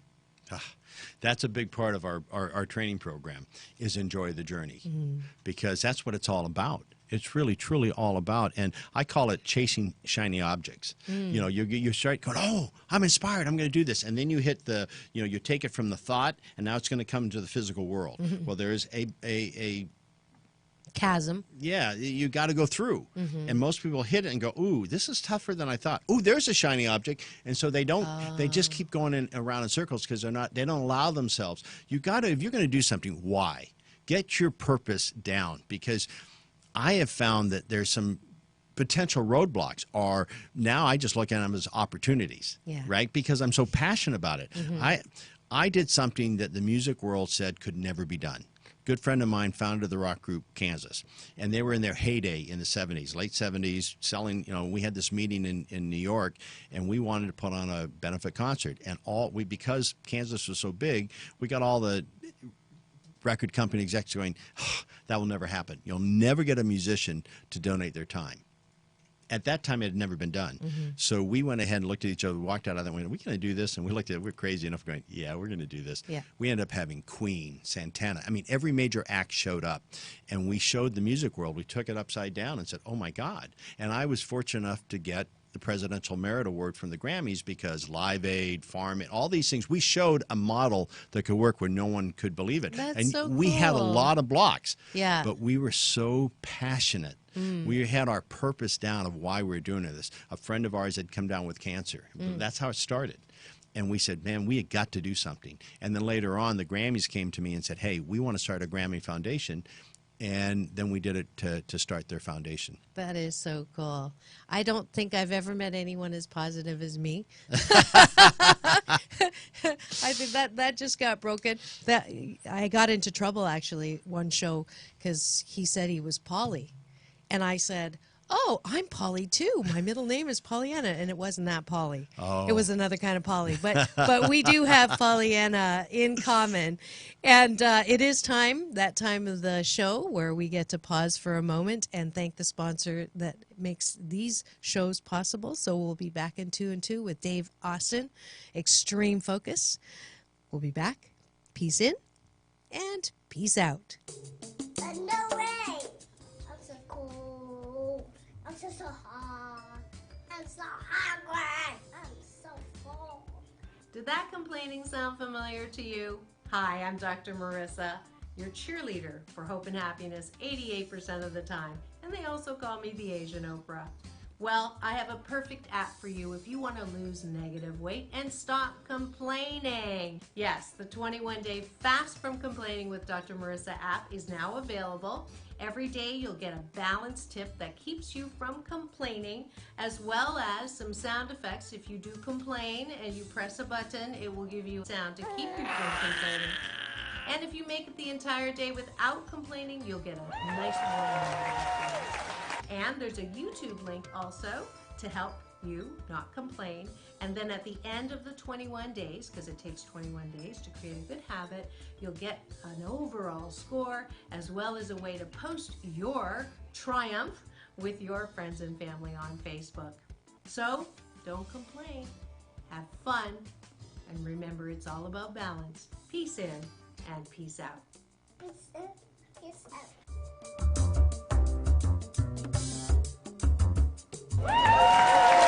And we are back. You are tuned into my weekly talk radio show called Take My Advice. I'm not using it. Get balanced with Dr. Marissa every Tuesday at naturally high noon here at the Sunset Gower Studios in Hollywood, California with Universal Broadcasting Network.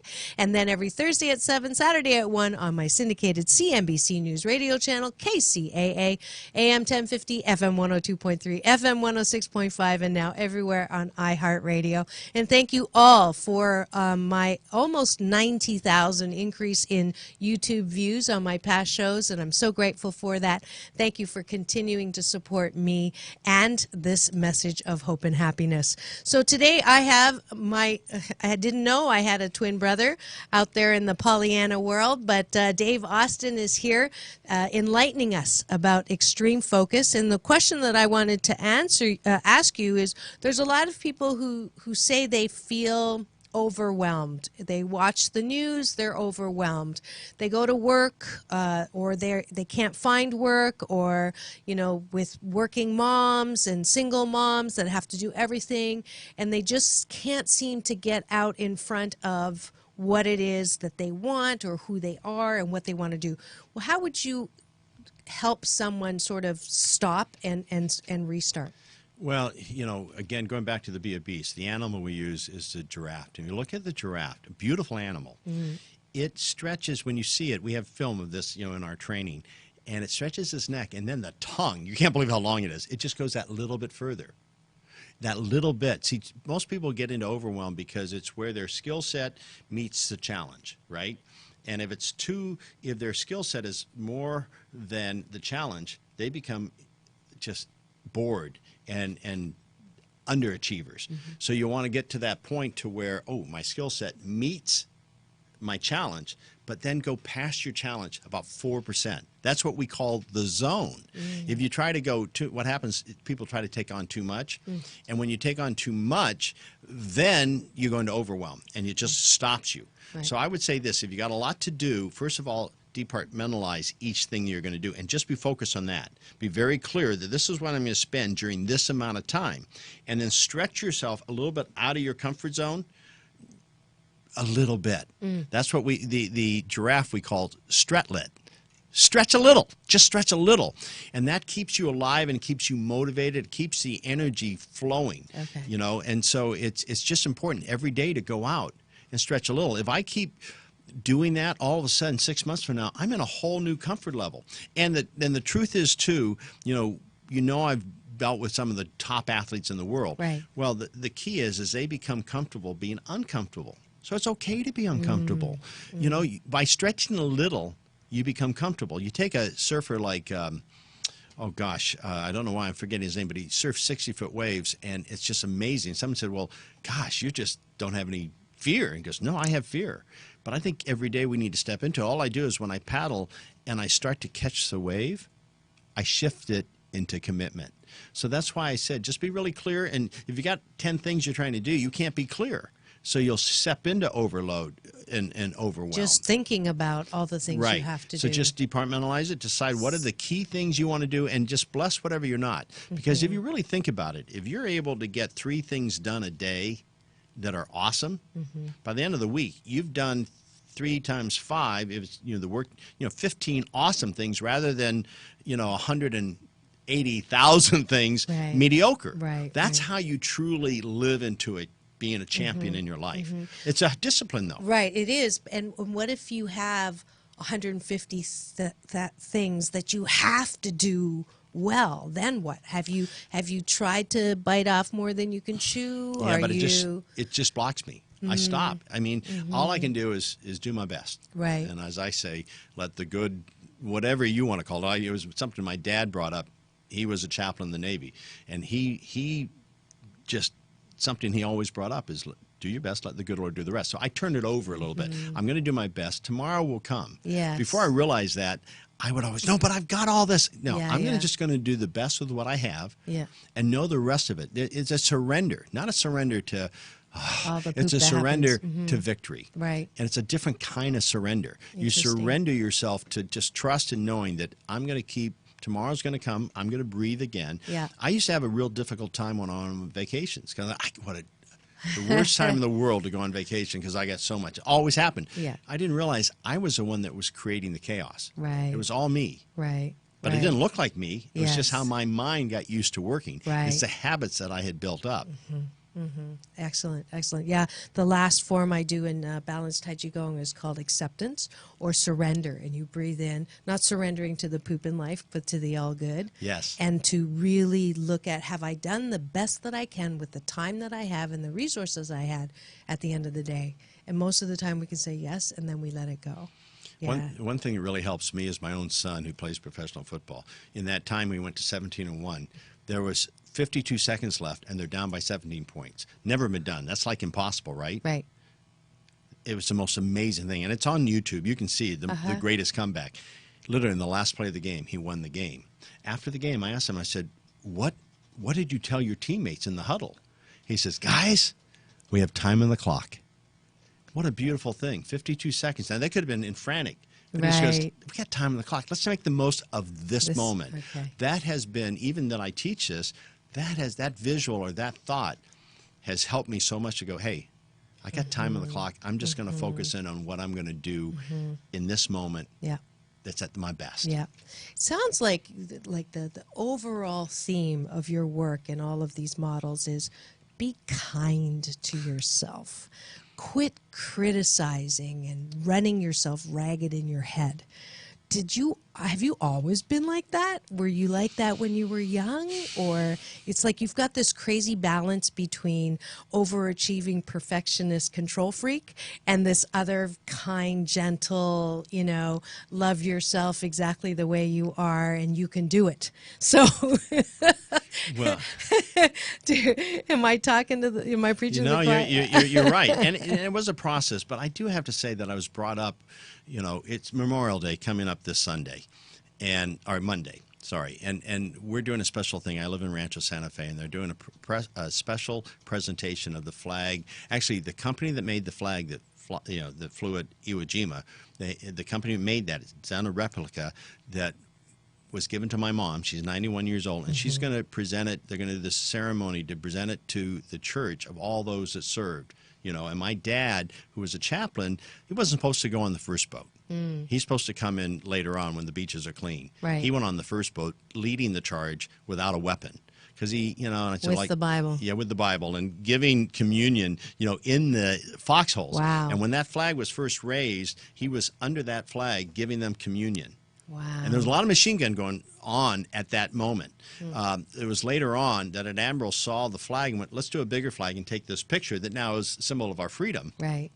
And my dad is a photo buff, so he helped that guy take that picture. Oh, so that's I so grew cool. up knowing the story of my dad took on machine gun fire for what he believed. Mm. So sometimes when I'm feeling negative or anything, and I'm feeling like, oh, I don't know, I go, you know, my dad had such faith and such courage. They take on machine gun fire. I have to be honest, I don't know if I could take on machine gun fire. That's why today when I work with the Army or I work with the Navy or the Air Force, whatever, anyone who serves, I get emotional. KCAA Loma Linda, 1050 AM, K292 FQ Riverside, and K293 CF Moreno Valley. It's the greatest gift I have, and I remember when I was in 7th grade, we were out at an old airfield. We were doing a retreat, and I remember these Marines came up to me and said, "Hey, you're Hank Austin." He was called Hammer and Hank Austin. "Son, aren't you?" I said, "Yeah." He says, "He's changed my life. He has changed my life." And I remember thinking back, could I ever have that kind of impact on anybody? So it was kind of I think it's always been in me. Right. I mean, I went on to play professional tennis, and I got into acting. I was in movies and television. But I knew my real calling is to do what I'm doing now. And I'm blessed that I got a chance to do all that. Yes. So I have done a lot of beating up myself, though. I'm human, but I've learned so much about that's wasted energy. Right. It doesn't serve me at all. And all I can do now is, instead of beat myself up, learn from it, Right. grow from it, and be better because of it. Do your kids or your wife hold you to your teachings? Oh my gosh! Oh my gosh! Oh yeah! If I say something, I'll say saying, "Don't do this," and that's like, because your mind does, you don't hear the don't, and I can't believe I let that slip sometimes. Right. Because your mind is going to do exactly what you just expressed. It just doesn't hear the don't. Interesting. And they'll catch me, but all my kids are just so awesome in everything they do, and I'm blessed. My wife too. We just celebrated our 31st wedding anniversary, and I'm just That's so beautiful. grateful. There's nothing that I've done in life that I can say I'm more blessed for than my kids. That's and beautiful. my family. That's beautiful. So you sort of answered the question that I usually leave at the end of the show with my guests, which is who would you like to be personally grateful for, and to that help you be the person that you are. So you kind of gave that. Your wife's name is Kathy. Kathy. Happy anniversary, Kathy. I already sang it once, so I'm not going to sing it again. And then what are your kids' names? Well, there's Jason's my oldest, then Shane, then Chase, and Daniel. All boys? All boys. All Oh, boys. we're going to have your wife in Oh, here. yeah. And I want to give a shout out, though, also to Roger Anthony. I was already successful in what I had done in the sports world. But I met Roger, and I just went to a whole new level because the guy is like Yoda. He was so incredible. And the fact that we got to work together, not just become best friends, but the fact that we wrote the Be a Beast book together. Now, this is interesting. He passed before the book came out. And it hurt us, but so much. But then I've seen the work grow around the world. Right. I mean, it's in Hebrew, being taught to the kids in schools in Hebrew. I mean, how's that? That's amazing. And I'm going, Roger, it's good stuff. I could never pull that off. Right. And so just the fact, when I woke up the first day the book came out, I woke up to a message from the marketing guy with the publisher saying, "You're #1 in Australia." That's how I woke up to it. Wow. He was from Australia. I'm like, wow. Then we were #1 in Japan. Then we were #1 in, next was Germany, then the UK. It was just such an amazing thing, and the United States in 22 different categories. And I'm going like, Roger, I get it. Right. You felt you could do more from that side. In fact, our marketing director called and goes, "We're #2 in Canada." I'm going, "Oh my gosh!" I thought about a CEO that I coach in Toronto, and I called him. I said, "What in the world is going on with your country? We're #2." Within an hour, we went to #1. So Nice. Go all the way around. Well, because of that, and I have guests that I give this award to all the time because of the work that they do with those who are underprivileged or who are, in the nonprofit world. And so it's rare rare that I give a gift to the recognition of the Beneficial Presence on the Planet Award from Dr. Marissa to someone who's working with sort of the more privileged set. But I think the work that you're doing for those who are in a position of influence can really help the understanding that we're in this all together, and we're all human, and we are all subject to our worst own enemy, which is our critic, and can be more and can be all connected to that thing that is greater than ourselves. So I am presenting Dave Austin with Dr. Marissa's Beneficial Presence on the Planet Award. I'm honored. And it's a gift. And I wasn't planning on giving it to you. I love. You already have best-selling author. You did this, you did that, but definitely well awarded. And he has very generously given 2 Asian Oprah giveaway gifts. One is a copy of this best-selling book, Be the Beast. So the first one to Facebook message me after they give me the finger at Dr. Marissa will get Dave Austin's Be the Beast. Be a Beast. Be a Beast. Be a Beast. A Beast. You can be a number of beasts. Is that it? Well, yeah, it's the animal triggers that you want to. It filters into your mind that when you're in that moment, as we're all humans and we have those moments, it's a trigger to put you right back into right action. Perfect. The second Asian Oprah giveaway is actually a gift. Probably valued at lots and lots more, but it's only $500 for those of you who don't win the Asian Oprah giveaway and want to sign up for his 30-day Be a Beast. Well, it's actually Beast Mode on 30-day challenge. I'm just giving you Beast Mode on 30-day challenge, which he's very generously gifted me. So I'm going to be on the next one. It hasn't been announced the date, but it's a 30-day commitment. And so the first one to go to my website, the number 4, balance.org, fill in the contact sheet from the show and put in Beast in the subject line. Perfect. Will win that Beast Mode on 30-day challenge. And just tell you, just so you know the Yes. people you go in with. I mean, you have Navy SEALs, Army Rangers. It's all by phone, but you've got we've had actresses, pop stars, executives, all kinds of neat people. Right. That you know, it's a family. Yeah. You get into that energy. Yes, wonderful. So that is, again, forbalance.org. Fill that in, subject line Beast, and you will get that Asian Oprah giveaway. We're reaching at the end of the time, so thank you so much, Dave, for coming on and teaching us so much about how we can be the best that we can be. I'm honored. Thank you for doing this show so people can always, I mean, this is what life is about, is being able to tune into something like this and have something that they can hear that's going to make their life better in this moment today. So thank you. Oh, thank you, Dave. All right. Just going to handle my PR from now on. Welcome to the Balance Bar at the end of every show to invite you to balance with me. Just finished round 71 of the 21-day fast from complaining with Dr. Marissa. So if you have completed 21 consecutive days without complaining, and you have registered at drmarissa.tv, please do contact me and you will get a free giveaway, and it is the 52-card Pick Me Up Stacking the Deck for Life Balance with Dr. Marissa, my motivational card pack that you will get, and join only 3 people that have since 2011 been able to not complain for 21 days in a row. Eva from Kentucky, Janina from Japan, and Daia from Long Beach. So if you're one of those who want to join that 21-day fast winners, then let me know. This week I will be teaching at the Agape Spring Silent Meditation Retreat. You cannot join me. It is sold out, but make sure you sign up for the next retreat. Go to agapelive.com. Also, save the date. I'm speaking in Palm Springs with actress Susan Anton for the Women's Expressions Retreat, September 15th through 17th. Details on my Dr. Marissa Facebook page, where you can give me the finger or a thumbs up. And then August 1st to 5th, I will be keynoting as new faculty at the CEO Space International, #1 business conference as told by Forbes and Inc. magazine.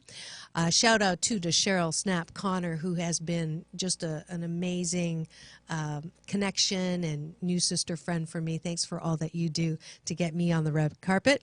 Also, if you would like to join CEOSpaceInternational.com, please go to welcome.ceospaceinternational.com/Dr. Marissa, and you will get Dr. Marissa Asian Oprah gift right there. Next week, it is Sexual Healing with Dr. Marissa. That's right, every last week of the month, because I'm determined to make pleasure a G-rated topic. And I'm actually having my first couple on that show, and it is another CEO Space Connection. That's Adam and Randy Markell, and they'll be coming on talking about pivoting in the bedroom, because the best-selling book, Pivot, The Art and Science of Reinventing Your Career and Life, and specifically your relationships and what's going on in the bedroom. So don't miss it. That's next week, every Tuesday live out of the Sunset Gower Studios. That's Take My Advice. I'm not using it. Get balanced with Dr. Marissa Pay. That's P for positive, EI. And remember, it's all about balance. Peace in and peace out.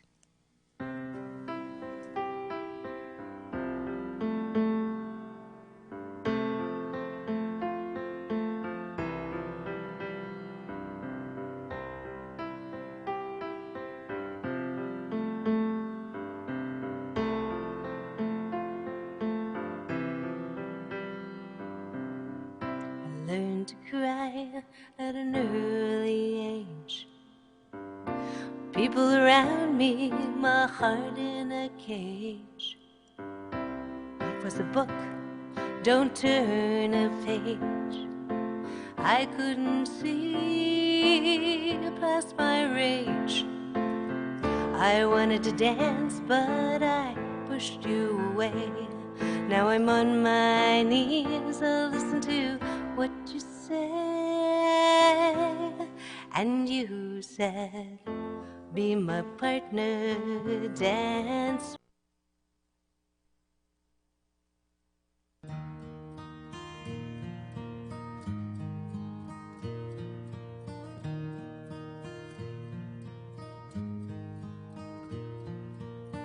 It's amazing how you can speak right to my heart.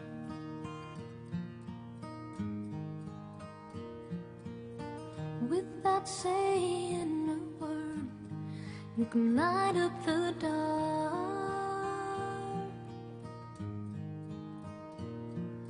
Try as I may, I could never explain what I hear when you don't say a thing.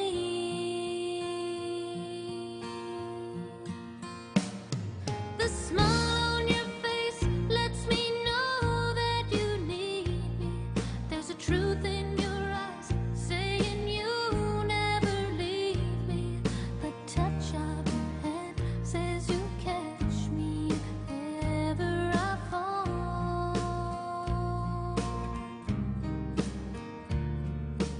You say it best when you say nothing at all.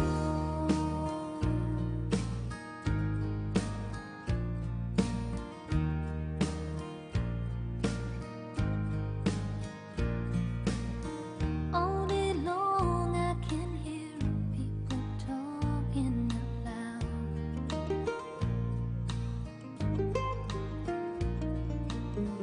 But when you hold me near, you drown out the crowd.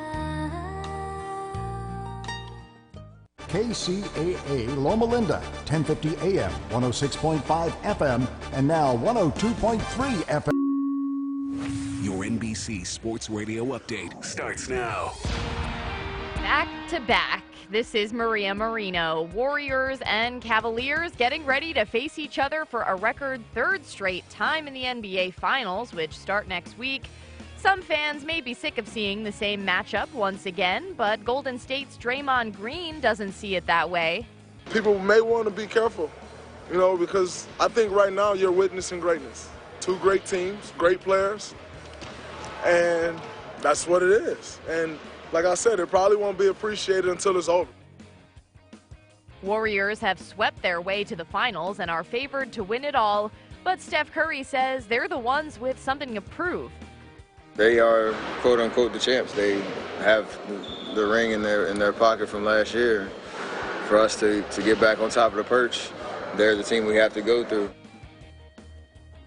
Meanwhile, some NBA teams already thinking free agency. Sources tell ESPN the Spurs might make a run at point guard Chris Paul, and the Clippers are concerned even though San Antonio has little flexibility with their salary cap. Celtics point guard Isaiah Thomas is eligible for a contract extension this summer, but said yesterday he's okay with waiting until unrestricted free agency next summer if that can help his team. Some sad news. Phillies announced that Hall of Fame pitcher Jim Bunning passed away overnight at the age of 85. Final scores on the diamond. Yankees put away the Athletics 3-2 with help from a two-run homer by Matt Holliday. Blue Jays also beat the Rangers 3-1. And in soccer, the FA Cup final, Arsenal defeated Chelsea 2-1.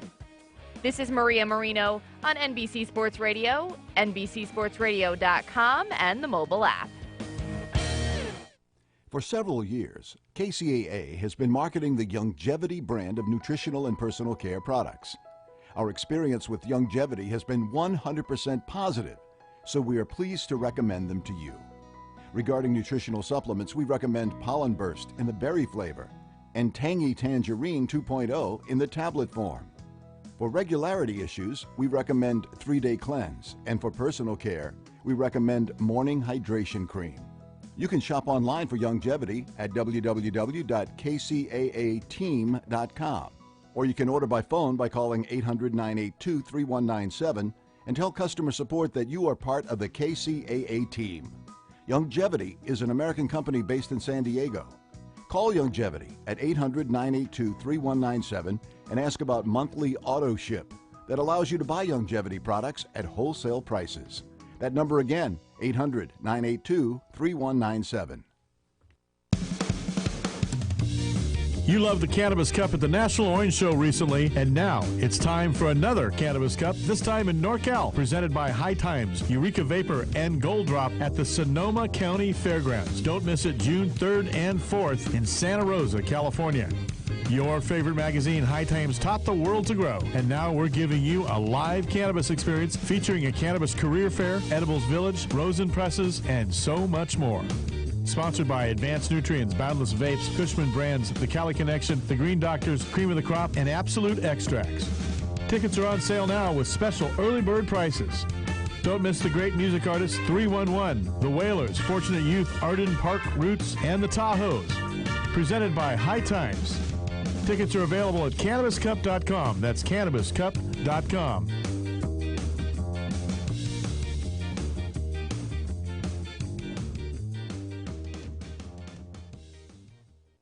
You're listening to an encore presentation of this program, KCAA, the Inland Talk Express.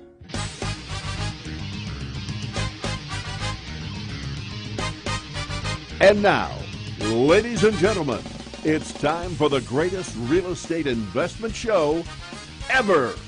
Here's the flip-flop investor himself, Todd Bayer. Hey everyone, how we doing out there in Radio Land? I am the flip-flop investor, Todd Bayer, and this is the Flip-Flop Investor Show. Every week we get together and talk about real estate investing here in the Inland Empire and abroad. Really, we could talk about it anywhere.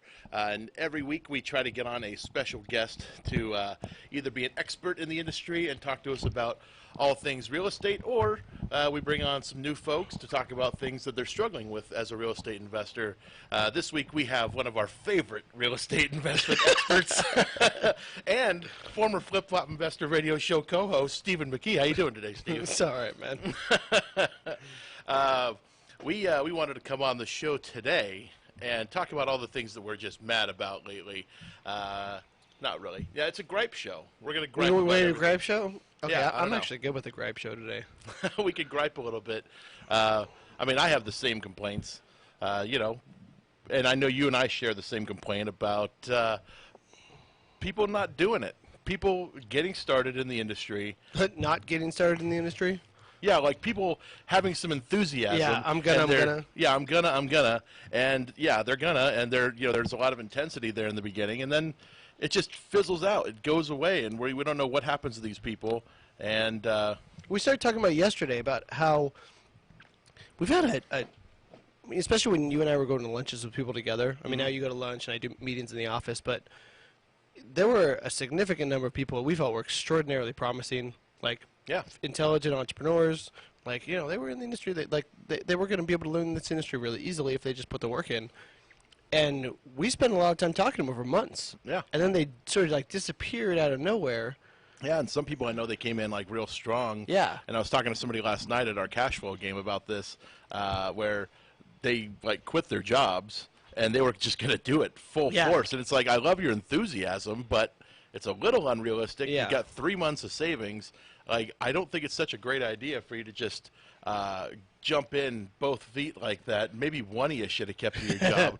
And, you know, guess what? 3 months later, flash forward, and they're calling us trying to borrow money, and we can't. Like, that's not what we do. We don't lend people money to make it as a real estate investor. I'm sorry, that's just not our business. If we were in the business of being people's rich uncles, we'd be in the business of making small loans, right? Right. That's not what we do.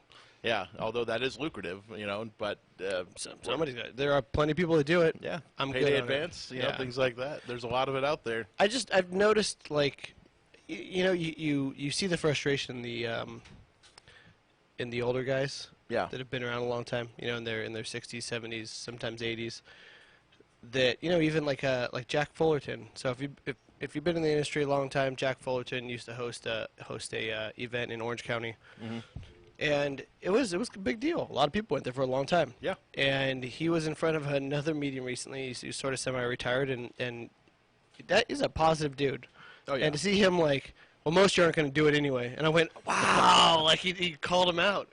And so I think if we had enough time now in front of an audience and talking to people, we're starting seeing that fodder, like that people that give up. It's sort of why I've been, you know, working on that, you know, multiple ways to buy spreadsheet. Right.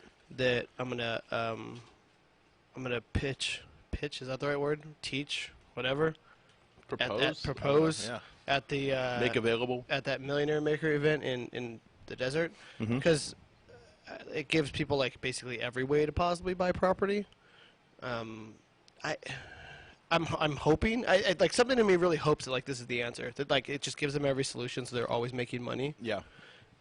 And if it doesn't work, I'm probably going to be pretty discouraged by the end of it. Yeah, it's because you can pretty much do anything with somebody that's looking to sell their property. Yeah. I mean, that's a lead for a multitude of different directions. Sell. Yeah, it's gonna sell. We just, you know, we haven't figured out the right way to make that happen yet. Just how? Like, how are you going to sell with an agent? Do you want cash flow for a portion of your life? Do you want all cash today? Mm-hmm. Is it a rental property? Can you calculate it as a rental? You know, there's multiple ways to hold real estate. There's multiple ways to sell it. And that's, I think a lot of people don't understand that, you know, like the traditional method of buying and selling homes is only one of many methods for getting rid of property, like, or, you know, buying property, selling, you know, even if you're going to occupy it as an owner or if you're going to, you know, do it as an investment property. There's so many different ways to do it. And we only really know of one as the general population. We know of one method, and that's, you know, you open escrow and, you know, you do that whole thing. But for investors, there's so many other ways to do it, and there's, you know, different entities and vehicles you can use. And it's, you know, you can get into a very high-level discussion talking about that kind of stuff. You know, and there's sort of like that level of experience that you pick up over time. But, you know, the idea was if I put this sheet together, you know, then us, you know, because we partner with people on flips, you know, they bring us the deal, we put the money up. But like in this case, we could partner with them like on all these other ways. So there was like I guess a funnel. So we didn't find ourselves telling them like, oh, we can't do that anymore. And I'm hoping that that's the thing that gets people feeling really encouraged about talking to sellers. But the one thing I guess I can't seem to beat into people's heads, no matter how often I teach it, is they're gonna sell the house. Like, it's gonna sell. Like, how can you buy it? Yeah, and that's basically a matter of asking questions of the seller. Yeah. Like, what are you looking for? You know, do you want me to just tomorrow show up with a big old duffel bag full of $100 bills? Yeah. I give it to you. You give me the deed to the property. We're good. You know, is that what you're looking for? Man, what are you gonna do with the money when I give it to you? Oh, that's a good question. You gotta put it in the closet, like bury it in the backyard. Probably put it into a bank CD or something smart like that, right? That's like the most profane word ever. Yeah. Do we even look anymore at how much banks are paying on their certificates of deposit? Zero interest. Yeah, I don't think I've looked for Both a while. zero interest and looking at zero interest on the certificate of deposit. I'm sure it's quite low. It's still probably sub 1%. I had my uncle tell me that my grandmother had, you know, she had money she got from my great grandpa. Okay. And so she had some money sitting, and she was going to sell off another property, and she wanted to know what to do with it. And the guy at the bank told her that he could do really well. She could do really well on a 10-year CD at 2%. Huh. And Wow. like was serious, and she was like, "Oh, this is safe." Now, granted, keep in It's mind safe. that, well, the money she has came from a CD that was purchased at 15%. Yeah. For from back in the 80s. Back in like 79 or whatever. Yeah. And so that was like the greatest thing ever. Mm-hmm. And now you have these people who are coming to an age in which they no longer understand technology, Mm-hmm. and they're still holding on to that whole idea. Well, there's that whole, you know, I mean, basically the capital markets are what dominate our, like, the general public's knowledge of, like, investment vehicles. And, you know, most people, when they think investments, they think CDs, treasury bills, stocks, mutual funds, bonds, maybe. You know, that's pretty common knowledge, I'd say, for most people. And then some people with a higher level knowledge know about the vehicles those all use, like 401ks, IRAs, SEPs, you know, it's different stuff like that. People know about those things, but there's this whole other side of other investments you can make that produce a way better return on your investment. Yeah. You know, I mean, you can invest in a restaurant, you can invest in a franchise, you can invest in real estate, you can invest in so many other things. I mean, you can help people buy cars and get into the used car lending business if you have a Which is license great to do business. so. Yeah, I mean, you can do a lot of different stuff with your money. But that they call them alternative investments, as if the other ones were like the right ones. Yeah, you know, and it's, you know, and the stock market at the core is, I mean, it's basically you're investing in a business. You might as well be taking a briefcase full of money down to the local McDonald's to help them build it. Sure. Or, you know, you like that restaurant down the street from you, and you can go to the owner and say, hey, I love this restaurant. I'd love to see you expand and stay open on Mondays. Yeah. You know, what do I need to do? Do you need any money? How do you think we could expand this? And you can basically help expand a business, take an equity piece in it, something like that. I mean, there's so many other things you can do with your money that are passive, like the stock market or a mutual fund, you know, or you could be active with it. You could kind of buy yourself into a job. But that kind of, yeah, that's don't do that. Like buy a dry cleaner or something. But that comes into, so I was driving back today, and I'm listening to rap, and like, beautiful. And as I'm listening to it, you know, Tupac just got inducted to the Hall of Fame. Yeah, we were the Rock and Roll Hall of we were Fame. talking about that yesterday. I can't stop talking about it. He's got a hologram. Yeah, it's like Michael Jackson. He's got a hologram. Hey, That's legit. Elvis got one too. Yeah. They're all still alive. We all know that, right? No. They're just projecting from somewhere else Yeah, on the planet exactly. Xenon. But a lot of the songs were like I'm listening to are the newer ones are like I did this all by myself basically. Every Yeah. song is like all me. I did it by myself. Like this is mine. I'm so awesome. Whatever. And there's this you know, commerce is you know, an exchange, like it's community. Right. And so people are trading money, and you know, pop culture, like you know, rap and pop culture, are a byproduct of the public's mindset. Right. And so the public is essentially, at least in my impression, the public is, you know, do it all by yourself. Yeah, that's the American way. You know, if you can't get it done, or if you want it done right, do it Yeah, do yourself. You know, yourself. like stuff like that we hear all the time. It's you know, But it's like- nonsense. But lending money is communal. Yeah. So like part of lending money or part of being a community is, you know, the old rich person would lend money to the younger, like strapping person that was going to go out and do the work. Sure. And it was like full circle, and that's kind of the stock market came about and all these other vehicles. Right. But then people got used to just putting stuff into a pie, right, picking their color. Oh, sure. And they like forgot that you can at any point invest any way you want, and the reason investing in a community, and I don't mean like investing in your local bank, I mean in local business or real estate or whatever, has a higher return is because it takes more work and building more relationships and time. Yeah, it's not as easy as looking at a piece of paper, your financial planner slides in front of you, and select the pie chart that has the nicest colors on it. I like the semi-red one. Sure, that looks like it's taking the least amount of risk. I don't know why we've gotten so scared of taking risk. Like, why are we so risk adverse in this country? But I think that comes in a lot of what we were talking about earlier about people that just they say they're going to do it, don't do it, is because they're afraid of failure, and I don't even mean failure like in becoming a quote failure at life or whatever. They're afraid of looking stupid. Yeah, they don't want to trip up. Yeah, like I got a call yesterday from fear of failure. Would you attribute fear of risk would be more accurately described as fear of failure then? It's like that. But it is risk, but like what they're risking is their time. It seems like. Yeah. Like they believe that their time is valuable, which it's not. Like your time is only valuable if somebody's willing to pay you for it, and that they don't want to make a mistake. They don't want to do this too much. You're right. And I think maybe the industry, maybe the real estate industry or investment industry has been such a get-rich-quick sales pitch for the last 20 years. Yeah. That their belief is sort of like that they, this shouldn't take this much work and time. And so they're looking for that. Remember we talked about the magic bullet, right? Yeah.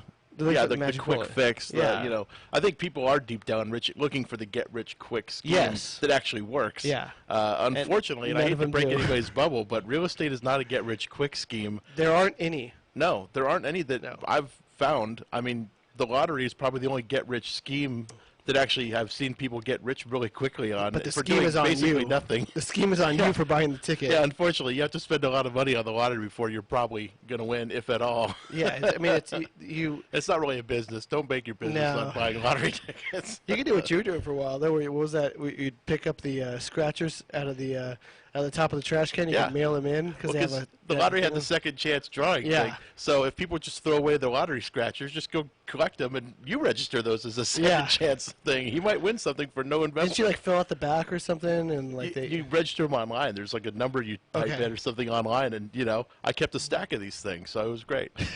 I didn't win. I didn't win anything. You paid nothing, still didn't win. I paid nothing. Time. Yeah, I lost time, but I need a little hobby. It's like woodworking, or like sitting in a rocking chair. Ship.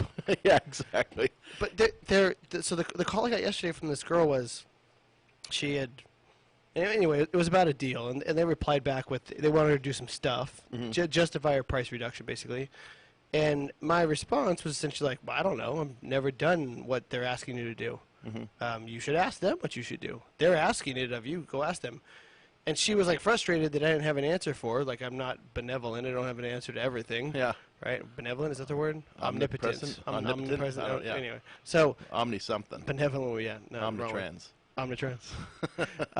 They're everywhere. Free plug.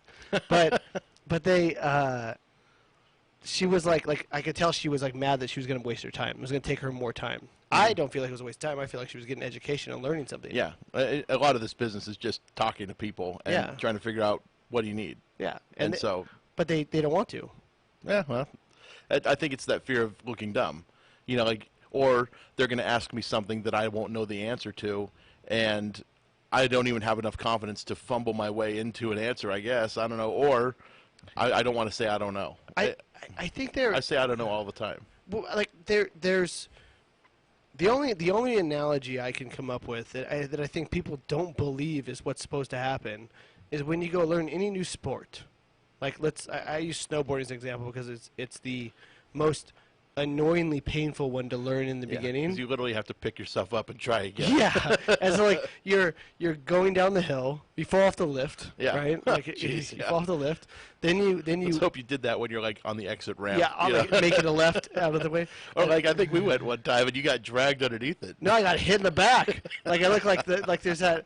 Zach was talking about like I got hit a gunshot wound. Yeah. Just taken right out. There's a two-man lift going super fast. I thought it was like the three of us were trying to get on. It was like you, me, and Oh Zach. no, this wasn't the first time. It was just one of those times. I have been yeah. snowboarding lots of times, and I still Right. on occasion will miss the lift. Yeah, yeah, it happens. But it's, I mean, there's a metaphor in that, right? So like you get off the lift and you start to go, you strap in. You know, you hope you get that right. Right. You hope your configuration's set up correctly. Yeah, until you realize you're goofy-footed. Yeah, and you're backwards.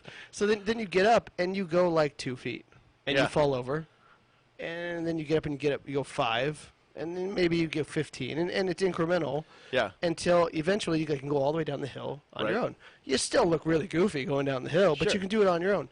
And like I think people are afraid to do that. Like they get into a not investment, because this isn't them putting money up. This is them putting up time, right? Mm-hmm. They get into any kind of business that requires time, and they do the initial steps, and they don't want to fail and then go a little farther, fail, go a little farther. Like they're afraid of. It's okay if each person you talk to thinks you're dumb, as long as you learn something each time. Yeah. And eventually you talk to somebody and they're like, "Oh, this guy knows exactly what he's doing." Yeah. Little do they know. Over time, I could definitely remember times, I mean, like rollerblades used to be a thing when I was a kid. Yeah. So, I remember putting on the rollerblades and going Yeah. to the top of the hill, and you start going down. You really haven't figured out how to make that brake work yet, where you're not going to fly forward. And I'm going, maybe 30 miles an hour. I mean, it seems really fast on rollerblades. It's a pretty steep hill. Because you can't run out of them. Yeah, you can't really run, So what's your option? It's like, okay, do I go off to the right into the dirt and hope it doesn't hurt that bad? Or do I just keep going and hope these wheels don't buckle underneath my feet and I get a road rash? Yeah, that was always fun. I learned how to use the brake later that day, I remember. But on that, I just decided to ride it out and hoped I'd slow down over time. Well, then after that, we had the dogs towing us around the neighborhood. Oh, man. I had a bad story. Well, my brother, Alan, he had a bad story where he was riding. We had the dog in front of us. We were riding our bikes down the same hill, and the dog decided to make a left turn and cut in front of him on the bike while we were going down that hill. And, yeah, basically just went, head over heels, essentially, and flipped over a few times. Dog was fine, but, yeah, my brother was like, what just happened? Like, he had no idea. He didn't see the whole thing happen. It just kind of happened in front of him. But, yeah, that Which hill is was exactly scary. what can happen in a real estate deal. It really can. I mean, you end up sitting on your butt in the middle of a street wondering what just happened. I feel like I was just taken advantage of. Yeah, exactly. Oh, Lenny. But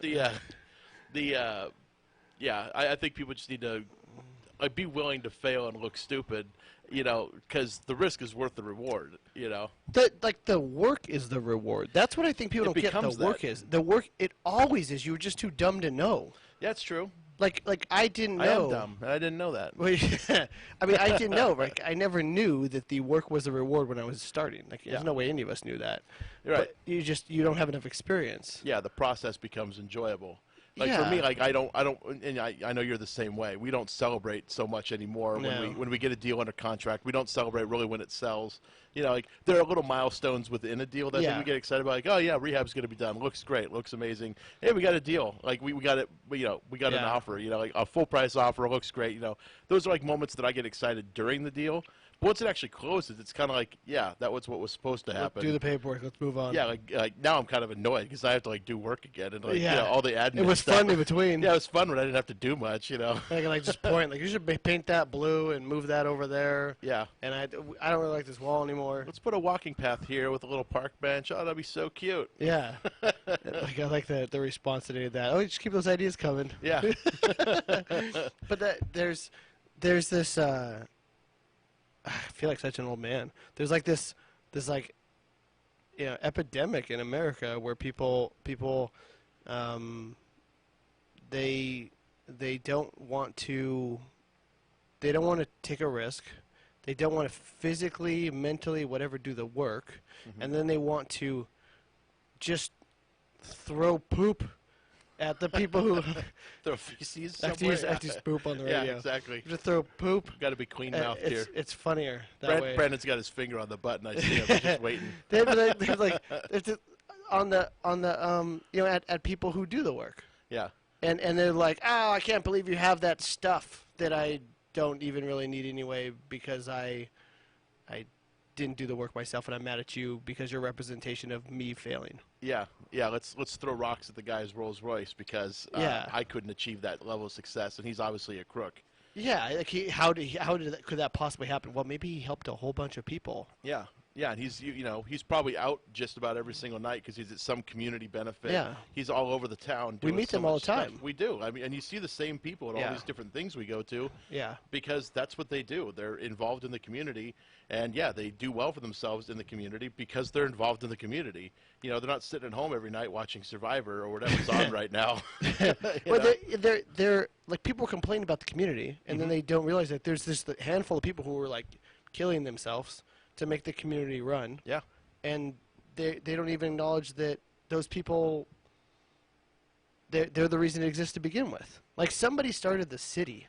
Yeah. Somebody like put a stake in the ground and was like, I'm going to take this from indigenous people and plant orange groves in the city of Riverside and then enslave a bunch of indigenous people, because that's what people did back then, and then eventually turn it into a city, and then the people built wealth, and then eventually became more civilized, and then everybody shared in the freedoms as everybody realized that the dynamic changed, and then they all essentially became workers in one way or another. And somebody started all that. They imagined it. Yeah. They looked at a valley and were like, we're going to do this here. Yeah, there's actually there's a big city in Kern County. It's got a larger landmass than the city of Los Angeles. It's a full planned community. Oh, that's that street one, right? You show me? Yeah, it's called California City. Yeah. If you look it up, it's in Kern County. It's if you take the high desert, I think it's up 395 or something. But it's you can actually see there's roads, there's stop signs, they're all dirt roads and stuff. And like the whole city is planned. Yeah. They planned it in the 1960s or 50s or something like that. So I stopped there when I went to that prison event. Okay. It was in California City. Yeah. But I forgot when I was there that was the case. Their downtown, their main street, looks like it should be a main street. Like, it's planned out. You could see like where there's like a McDonald's and a Walmart, but you could see where all the stuff could be. Yeah.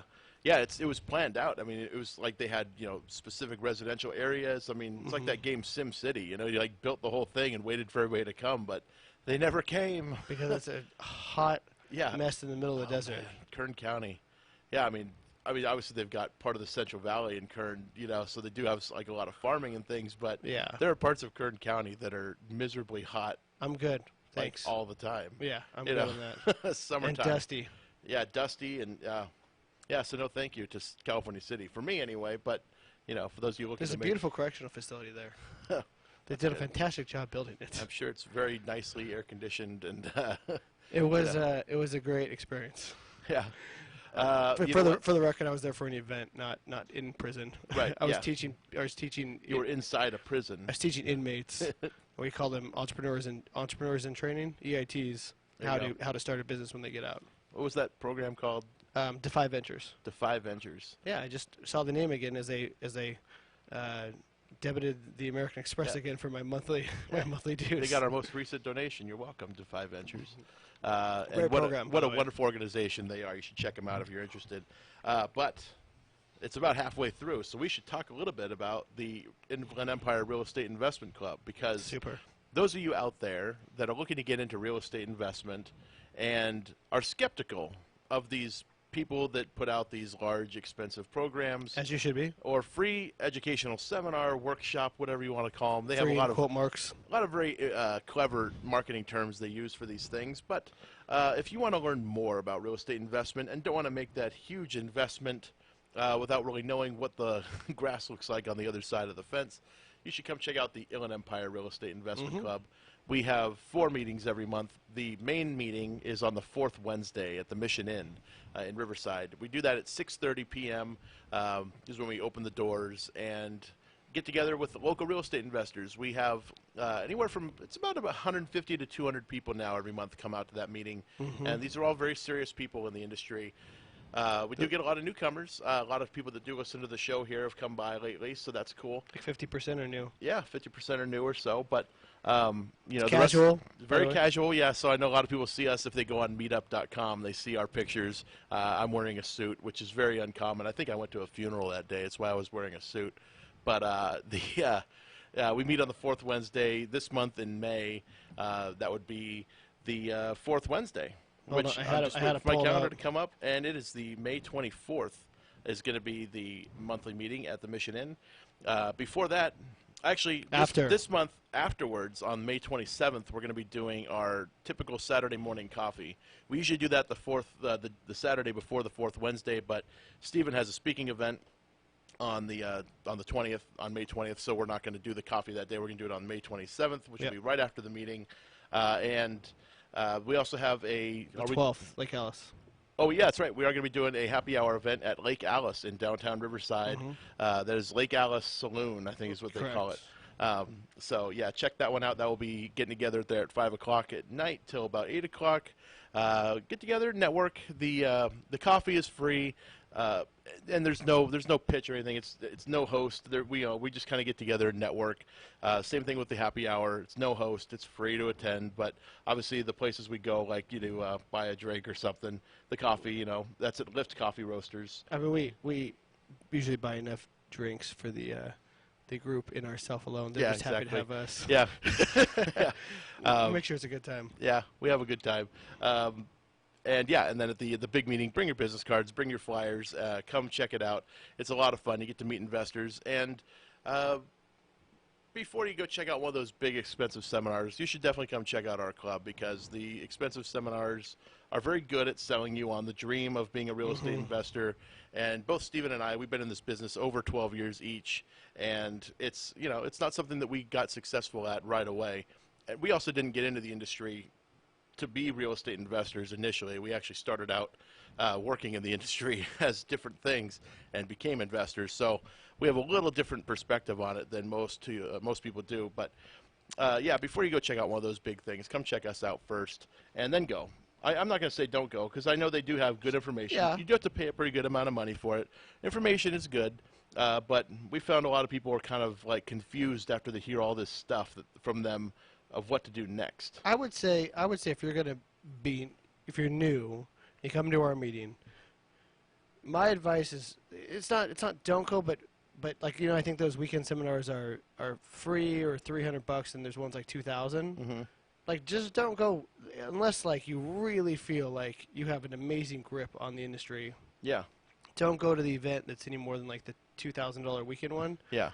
Because there is I've good been to education those. out there, but the weekend events that you get from some of these other people in our industry are incredibly more valuable than Oh, sure, than some yeah. of the other ones. There's some that, I mean, a lot of times I think they disguise those as like educational things, but it's really just a big long sales It's a pitch, yeah. And but I know that the one that's coming up this month, starting May 19th, out at the Coachella. What is it? It's in Palm Desert. Where is this one?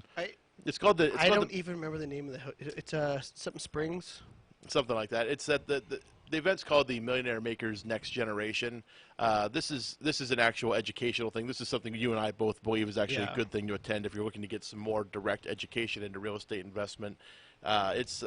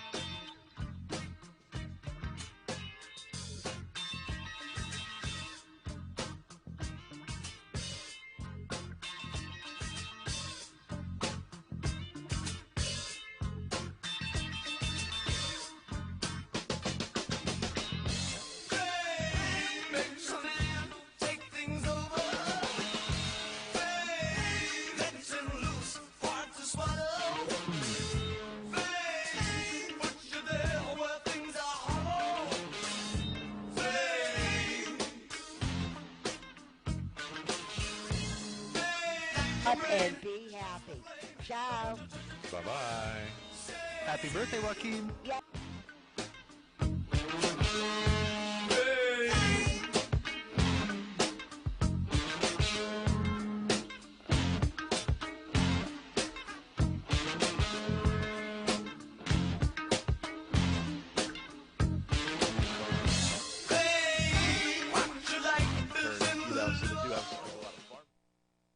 There are parts of Kern County that are miserably hot. I'm good. Like, Thanks. all the time. Yeah, I'm You good know, on that. Summertime. And dusty.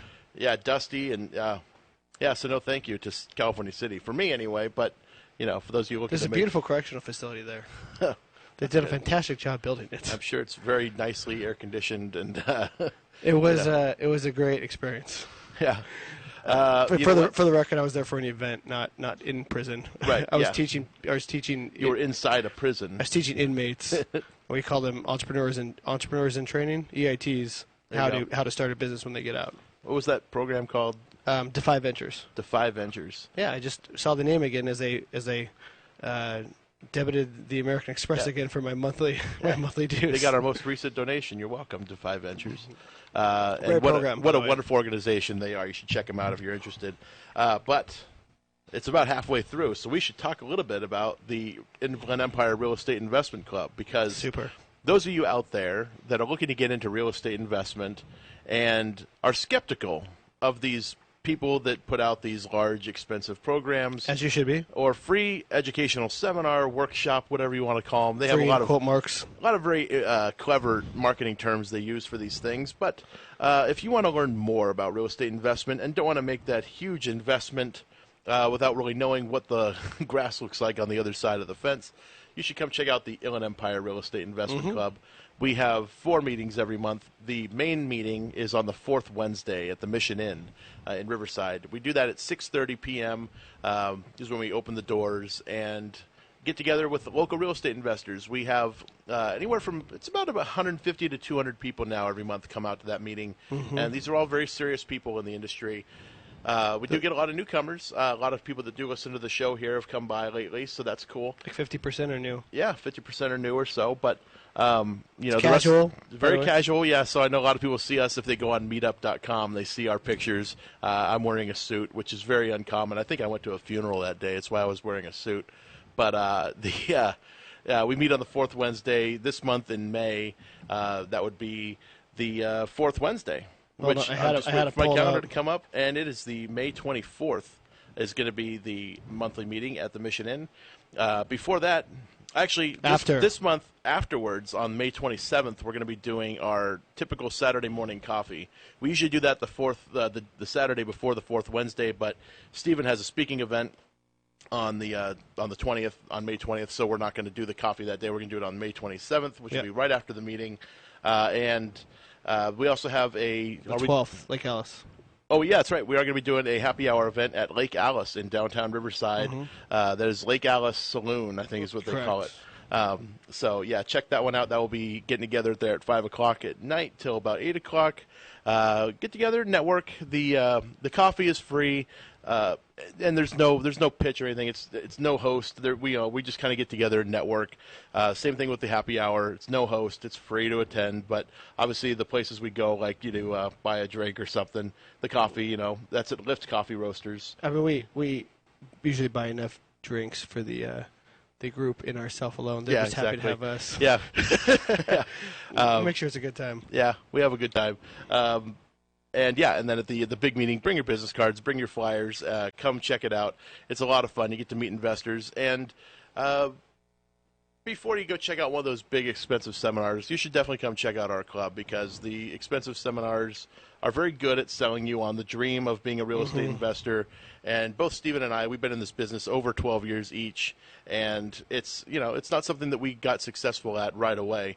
And we also didn't get into the industry to be real estate investors initially. We actually started out working in the industry as different things and became investors. So we have a little different perspective on it than most people do. But before you go check out one of those big things, come check us out first, and then go. I'm not going to say don't go, because I know they do have good information. Yeah. You do have to pay a pretty good amount of money for it. Information is good, but we found a lot of people are kind of like confused after they hear all this stuff from them of what to do next. I would say if you're new, you come to our meeting. My advice is it's not don't go, but like, I think those weekend seminars are free or $300, and there's ones like 2,000. Mm-hmm. Like, just don't go unless like you really feel like you have an amazing grip on the industry. Yeah. Don't go to the event that's any more than like the $2,000 weekend one. Yeah. Because there is I've good been to education those. out there, but the weekend events that you get from some of these other people in our industry Mhm. are incredibly more valuable than Oh, sure, than some yeah. of the other ones. There's some that, I mean, a lot of times I think they disguise those as like educational things, but it's really just a big long sales It's a pitch, yeah. And but I know that the one that's coming up this month, starting May 19th, out at the Coachella. What is it? It's in Palm Desert. Where is this one? It's called the. I don't even remember the name of the. It's something Springs. Something like that. It's at the event's called the Millionaire Makers Next Generation.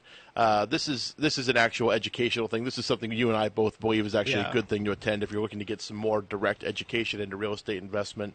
It's going to be a great event. It's sort of based upon the old Millionaire Makers Yes. seminars that used to happen with like Peter Fortunato, Jack Miller, people like that would put on these amazing seminars, and you'd learn a ton of stuff about Like drinking from a fire hose. pretty much. And Yeah. it was they're like $600. I mean, it's completely worth the price tag. This I think we're at $395 now. I think is the price on the thing. The rule apparently that Jack Miller is a guy that taught a lot of stuff in the industry a long time, and his rule apparently was the weekend shouldn't cost you more than $1,000 with hotel and airfare or whatever. Yeah, so if you're looking at an event, like consider that you don't really want to pay more than $1,000 for a weekend of education. And matter of fact, if you look on like an RCC course or anything like that, and they have those week-long courses or weekend courses, that's about what they cost. Yeah. Like if you go to the Learning Annex, yeah, all that stuff. all those are they're all $500, $1,000, $1,500. Some of those week-long ones, like to learn media and stuff, are like $5,000. But Andy, Andy Teasley is a Teasley. member of our club. He put this thing Former guest together. we had him on the show a Oh, little yeah, while back. yeah. Yeah. He put this thing together, and I feel like it's done with all the best intentions. I feel like this year people are going to get like an incredible bargain. Mm-hmm. Like it may up the price next year if it gets some real traction, because there's 10 people, like, and then a panel, and then it's like jam packed from like 9 to 9 or something like that. Yeah, and 3 days. Yeah. So it's Friday evening, all day Saturday, all day Sunday. Mm-hmm. Yeah, May 19th. I don't know. You can. It's MillionaireMakersNextGeneration.com. Okay, is wow. the domain. MillionaireMakersNextGeneration. .com. Yeah. Okay. You can look at the info We should on check it that if out. you want to go. Yeah, that's something that we will say is worth going to, Yeah. worth attending. And we occasionally will. It's not that we're pitching, we're not promoting necessarily anything, but we do like to mention the things that are worth going to. I know, like, for example, if Bill Tan ever does like a calculator class, or if Gary Johnson were to do a We don't calculator get paid class, to promote these either. No, we don't. Yeah, I mean, hey, if you guys want to pay us, though, we're definitely open to that. No, but yeah, we don't get paid. It's and even if we did, it would like Yeah, it would be I'd enough. promote it anyway, just because there's certain things we do believe in, and if I don't mention the name of any seminar, it's because I don't want to get sued for some reason. Yeah. So yeah. Anyway. That's that. If you're interested, come check it out. You can go on meetup.com and look up the Inland Empire Real Estate Investment Club, and come learn about being a real estate investor, and come hang out, meet some people, and all that. And we should get back to the other conversation we were having. At some point, we're going to be back. And now we're going to take a break and pretend Yeah. like we're doing a real commercial. I know, huh? Yeah. Are you tired of sleeping on that same mattress? Well, if I were tired of sleeping on the same mattress, wouldn't I be okay sleeping on that mattress? Because I'm already tired. I'm already tired. I don't know. So what's another gripe? Like, is our main gripe just that people don't perform? That's a gripe, obviously, but there's other gripes I have, regulatory gripes, but these are existing. These are long-standing. I mean, I was kind of talking about it last night with some people at the cash flow game, talking about the fact that pre-Dodd-Frank, real estate investors had a little more like They could creativity. do a lot more, yeah. Yeah, you could do different things, and now with RESPA, TILA, CFPB, all these other different things that came out of Dodd-Frank, it's, we're somewhat restricted to only transact real estate in traditional sort of, methods. Like, there's really no creativity in there. Like, I know that what's weird is that, like, let's say I own a home and I want to sell it to somebody, and we don't want to deal with a bank lending the money. Yeah. I'm just going to lend the guy the money. I don't need the money right now. I'm just going to lend the guy the money to buy my house from me. Mhm. He's going to make payments to me instead of to the bank. Sure, I could charge him a little interest. Why not? That's what the bank's going to do. It's hard. You can't do that as easily now. I mean, you have to now go through a broker, and you have to have a servicer for that You have loan. to prove they have capacity to pay. Like, there's a lot to it. Yeah, and that's, and of course, there's already usury laws in California, Yeah. which means you can't charge more than 10% Yeah. on a loan. So, there's different rules. Proper reporting methods. You have to use a servicer now for sure because the reporting methods are so stringent. Of course. Yeah, and it should probably go through an escrow and all that kind of stuff. It just costs the consumer a lot more. Yeah, the consumer costs time, and and me as the guy that just wants to lend a few bucks to somebody, it's now costing me extra money that I was able to make before. So now, but everything's just a workaround now. Which is kind of annoying. having putting middlemen in place, is always kind of annoying, just because it's so much easier to just do things directly with somebody. I mean, Somebody it should have been like, hey, you need a horse. I have a horse. Here's some money. Here's my horse. Have a nice day. Or I don't have all the money. Can I make payments on your horse? Yeah. And now because it's a wobbly box on a lot, it's different than a horse. Right. I don't get it. Yeah, now we have to have some other guy involved that, tells us this paper needs to be signed, and this needs to be this, and this needs to be that, Plus all the new disclosures for the guy in the middle who can't get sued. Right, yeah. Nobody wants to put themselves out there. Yeah, let's not forget that. There's actually a real shortage of brokers who will do MLO, mortgage loan originators in California, who will do sell a carry paper on owner-occupied or even non-owner-occupied. Like, they don't want to go through the process. Yeah. Yeah, because you still have to get registered with NMLS and all that. Yeah, it's, and that's expensive. You have to have $250,000 net cash, liquid. To be an NMLS broker. To be a broker, yeah. Yeah, that's a lot of money to have on deck. I mean, I think if I had $250,000 sitting in a checking account or something, I'd like to be investing that in some form or fashion. Right. Not just making it available in case I get sued. I wonder, there is a little bit to that. Like, we were talking to some of our investor partners, and they're basically saying like they wanted us to be liquid. Yeah. They wanted us to have a certain amount of liquidity in the company. Of course. So they felt comfortable. There's probably something to that with the whole broker, the $250,000 broker piece, but I guess you just do it, based on short term, right? Like if you can get your capital out quick to solve a company problem. I guess it's so much more different when the government's telling you to do it. It is. When they're telling you how to run a business. Like, those rules were set by somebody else. Yeah. And they swear that that's the only method to do it.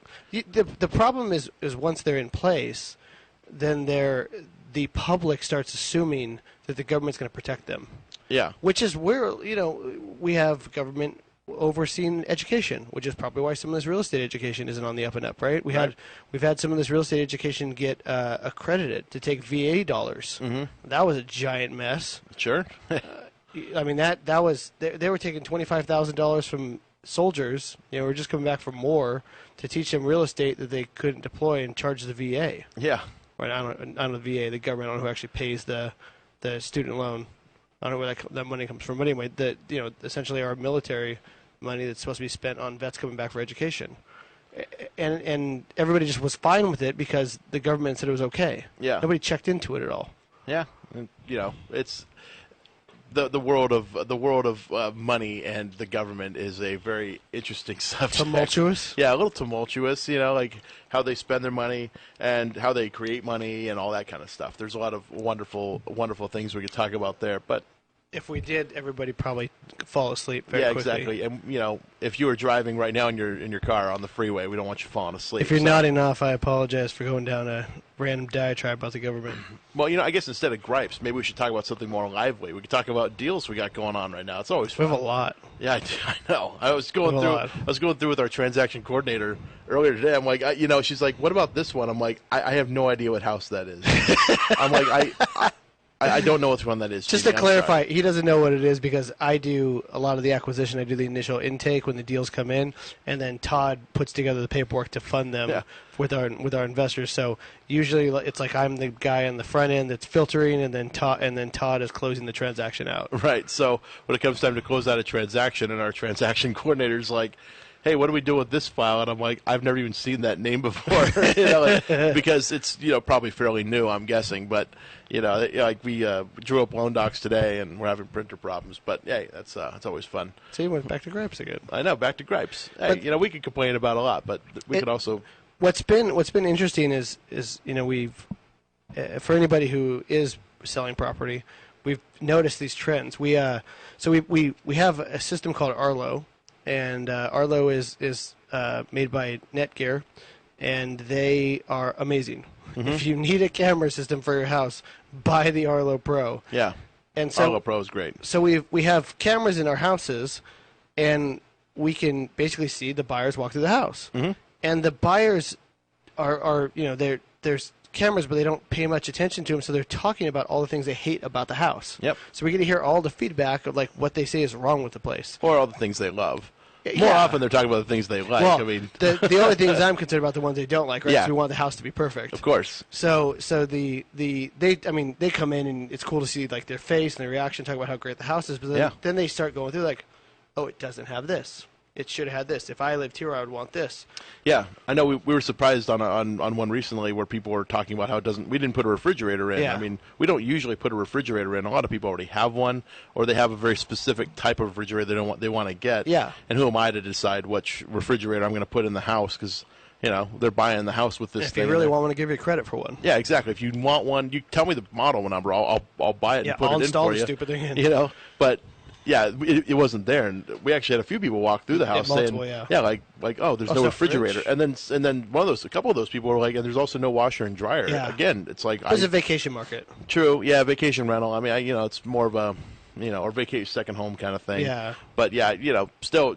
Like those things for me, I'm like, yeah, of course we didn't put those in, but for them, it's like that was missing. It was apparently an issue. And it was an issue, which may mean we didn't get an offer on it. We don't know. But it's good insight anyway, for us. But so we're talking about changing, the design of the homes. Yeah. We talked about one thing that we really took for granted, especially because we were dealing with a lot of lower end homes, was curb appeal. And I don't mean clean. I mean like really being the king of the block for the street. Yeah, Right. spending a little money to kind of spruce up and give some elevation to the yard. Yeah, we want people apparently I think we underestimated this, but people will mow their front yard before their back, right? If they have a gallon of gas and only get one lawn done, they'll mow their front. They'll install new retrofit windows just in the front of the home. Yeah. They'll paint just the front of the house, or they'll just recover the front roof if that's the only part that's leaking. Mm-hmm. And we hadn't really considered that until we started hearing the feedback from buyers, and they want to look good to the neighbors. Yeah. And we never even thought about that. Yeah, I know. Just you don't want to nobody wants their neighbors to think that they're like some bums living in the house or something. But it's funny. I mean, we've been in tens of thousands of homes. We've been in so many homes, and such a common thing is that people start these projects. Yeah. And they bought the home. It probably was very conforming. It was all the same. Like they had the same doors in the house, the same doorknobs, the same, everything was matching. But then over time, they're like, okay, Junior over here, he drove his tricycle into the door, so they had to replace the door. Now it's a different style door. Yeah. And you go to the home, there's 4 different styles of doors in the house, and there's 6 different types of doorknobs. And they put different tile in different rooms because they designed each room separately. Yeah, exactly. Different tile, different carpet. Not even similar patterns or laid correctly. Yeah, and it's like, okay, so they decided to do this bathroom in 1986. You could tell because this is the stuff that was available. It still has then. the gold fixtures in this one. Oh, those are so beautiful. They brushed from the late 90s, early 2000s, and now there's the oil rub bronze in the kitchen from the mid 2000s. Yeah. The shocking thing to me, other than the curb appeal, was how few people noticed all the mechanical detail we took. Mm-hmm. Like we made sure the air conditioning system is serviced and runs properly. The water heater, like all the plugs work. Like we go through the whole house to make sure the thing's mechanically sound. And because we have been more focused on mechanical than cosmetic. Yeah, it's interesting when people are like when they're measuring to figure out where they're going to put their television. Yeah. You know, and their sofa, and they're like, oh, but there's no cable outlet here for the cable. You know, if that's how you're running it anymore. But they're looking for that kind of stuff. Yeah, and we put the home together like that, and didn't focus as much on it being sexy, I guess. Like it had looked clean and nice. Yeah, and everything matching, same doors, same doorknobs, you know, throughout, same kind of fixtures for everything. Yeah. Same, similar paint color, not different sheens. And and everything was modern with all the new designs. People were going with a lot. Now is a lot more grays and whites and. Yeah, I mean, because we got started, it was still kind of like browns and more like like sand colored granite and dark cabinets, and, tan walls. Yeah, brown countertops, brown cabinets, dark wood. Like stuff like that. Which now it's white on white, like white trim with like bright white trim with Swiss coffee walls. Yeah, like white on white on white. Yeah, white cabinets, with gray walls, and yeah, it's weird. Distressed wood, like all that kind of stuff. Lighter wood too. A lot of times, like wood flooring is not like a darker color anymore. No, now it's honey sandish. So design changes, and we were talking today like how we want to get into like some of these most recent design magazines and figure out what we need to be doing next. Like there's what's the next thing? There's actually a service, and I don't want to pay for it because it's $10,000 a year. So it's the only reason I haven't said opt for it. But what people actually don't know is, if you've seen the movie Devil Wears Prada, she says like that decision, you didn't make that decision was made for you. She's talking about the sweater she's wearing, her cerulean sweater. Yeah. And there's actually two services. One is like kind of boutique, and one is like an international one where they set the trends. Yeah. They actually 2 to 5 years out project what the trends are, and it's not like they have like they have cool hunters that are figuring out what the hip kids are doing. They're literally creating them and then selling these new designs to major stores. Like that movie, Keeping Up with the Joneses, with David Duchovny from like 1992 or whatever it was. They create a fake family to move into a town. And they sell product. Yeah, and they basically are there to help sell product. That's a nice jogging suit. Yeah. And golf clubs. Oh, yeah, I got it at such and such. It's a good idea. Does it sell that Audi R8 to like all the neighbors? Yeah, I know. That was good. That was a funny movie. But check that out. But it's sort of like what this is like. I mean, there's these systems in place that basically tell you what's next. So it's not hard to predict because it's just only the wealthy designers can buy this information. Mm-hmm. So I want to get access to that somehow, even if it's just going to talk to a designer and spending time with them. I'll pay for their time instead of paying the $10,000, right? Yeah, sure. Because we, as home designers, I guess, we have to be on top of it. What is the buyer going to want next year? Especially if we're getting in like building, like new construction, you really want to know what is the buyer that's going to be buying this next year going to be looking for? Because right now it might be quartz countertops, but maybe they're going to invent something new next year. Maybe Corian comes back. Those things are already pissing me off. Quartz? The quartz is so granite. We're back to gripes again. Well, okay. So from the design standpoint, right? Yeah. There was a time period where onyx got popular, and of all of them, onyx was my favorite because it was really boisterous, right? It was like it almost bold, yeah. It was bold, almost how like I gave your mom a hard time for her bold backsplash in the kitchen, like it was bold, and you could backlight it, and it would show through, and it was a neat feature, and it kind of disappeared. I haven't really seen it, and you know what? While we're having this conversation, it just occurred to me that we should look back into onyx. Yeah. In our office, we put in the quartz, and we chose for a white, but it's like a white speckled, so it could take a little more abuse. Right. And then in our Palm Springs house, we put the plain white, and the plain white, I stayed there for Stagecoach, and every single thing that Cass, my girlfriend, dropped on the counter would stain it. Everything. Yeah. And that as a homeowner, you're going to hate that. Yeah, when you can't get stains out. I never want to put that in another house again. Right. And so our concern, right, because functionality was really important to us, was that these things last. And granite actually lasts a really long time. Yeah. And it's a very durable stone. Now, your mom made the point, because for those of you who haven't listened, Todd's mom's been an appraiser she just retired, but almost 40 years, so she'd seen a lot of trends, and sort of made the point that, granite is going to be the next gold flake mirror. Yeah. Right. It's going to be the ugly thing from the 70s. Right.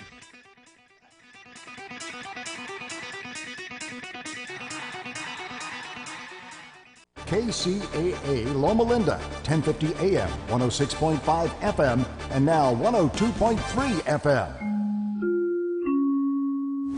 Your NBC Sports Radio update starts now. Special uniforms for a special weekend in Major League Baseball. I'm Pete Fox. The Memorial Day weekend on the Diamond is underway. Blue Jays take care of the Rangers 3-1 in Toronto with all of their runs coming in one fell swoop. The right-hander delivers. Line drive hit deep to left field. That's going to end that one for 20. There she goes.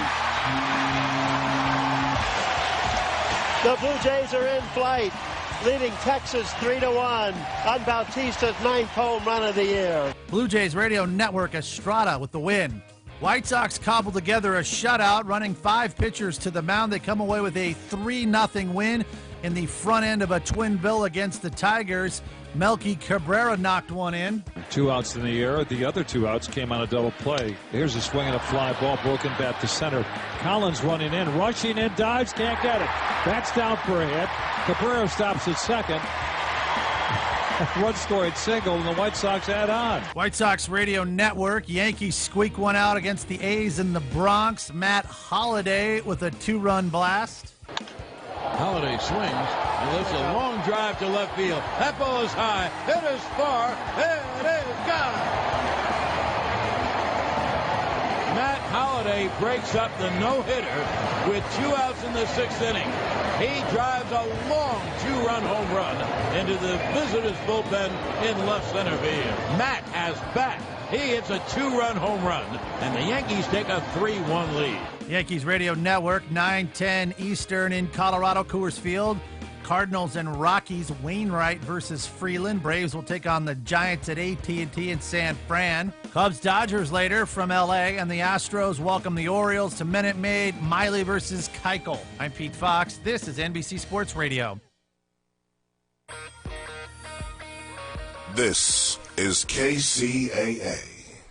This is Pastor Greg from Chosen Generation Radio Show, heard right here on KCAA, 1 p.m. Tuesdays and Thursdays. Do any of these sound familiar? Not sleeping well, waking up tired, drinking more coffee than usual, can't stay focused, craving sugary drinks and snacks, feel like you're stuck on a treadmill, having trouble managing your weight, not sick but not firing on all cylinders? Any one of these could mean that you might have a system overload, and Thyrodrenal might just be right for you. Think about it. You've probably been feeling like this for a while. Life has a way of wearing you down, and if you aren't getting the right nutrients, then physical and emotional wear and tear will take its toll. Most of us at some time or another could use some nutritional support for our adrenal and thyroid glands to bring things back in balance. Our bodies respond well to optimal nutrition to keep daily energy levels up and stress levels down. Try Thyrodrenal from Michael's Naturopathic Programs, a nourishing support formula with vitamins, minerals, and herbs to put back what life takes out. Look for Michael's on the label. We're serious about good health. Thyrodrenal is available at leading health food stores nationwide. If you don't see it on the shelf, then ask for it by name. Thyrodrenal. This is Joe Lyons. Mark Christopher Auto Center would like to now honor the memory of those who have made the greatest sacrifice for our country. May 29th is Memorial Day, and we honor the memory of Army Private Milton R. Olive, who served his country above and beyond the call of duty. He was slogging his way through the jungles of Vietnam on October 2nd, 1965. He and 4 other men from his platoon went ahead of the rest of the unit, scouting for the enemy. Suddenly, from the jungle growth nearby, a hand grenade landed at their feet. There was not time to throw it back, and there was no way to escape. Milton Olive grabbed it in his own hands and fell on the explosion.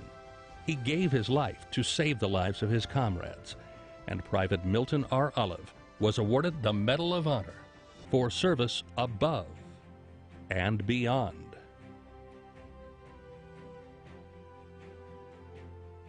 Mark Christopher is giving back to those who have given so much. During Military Appreciation Month, all veterans, along with active duty, reserve, and retirees, are eligible for the Chevy Military Discount. It is the best military purchase program in the industry. This discount can be combined with most of the current incentives. It is just one of the ways that Mark Christopher Chevrolet is proud to serve all who have served us. At the Vineyard exit off Interstate 10 in Ontario, thank you for your service from Mark Christopher Chevrolet. You're listening to an encore presentation of this program, KCAA, the Inland Talk Express. Welcome to The Mortgage Voice with Jeff Barton, your voice in the mortgage industry. Each week on this program, Jeff and his guests share their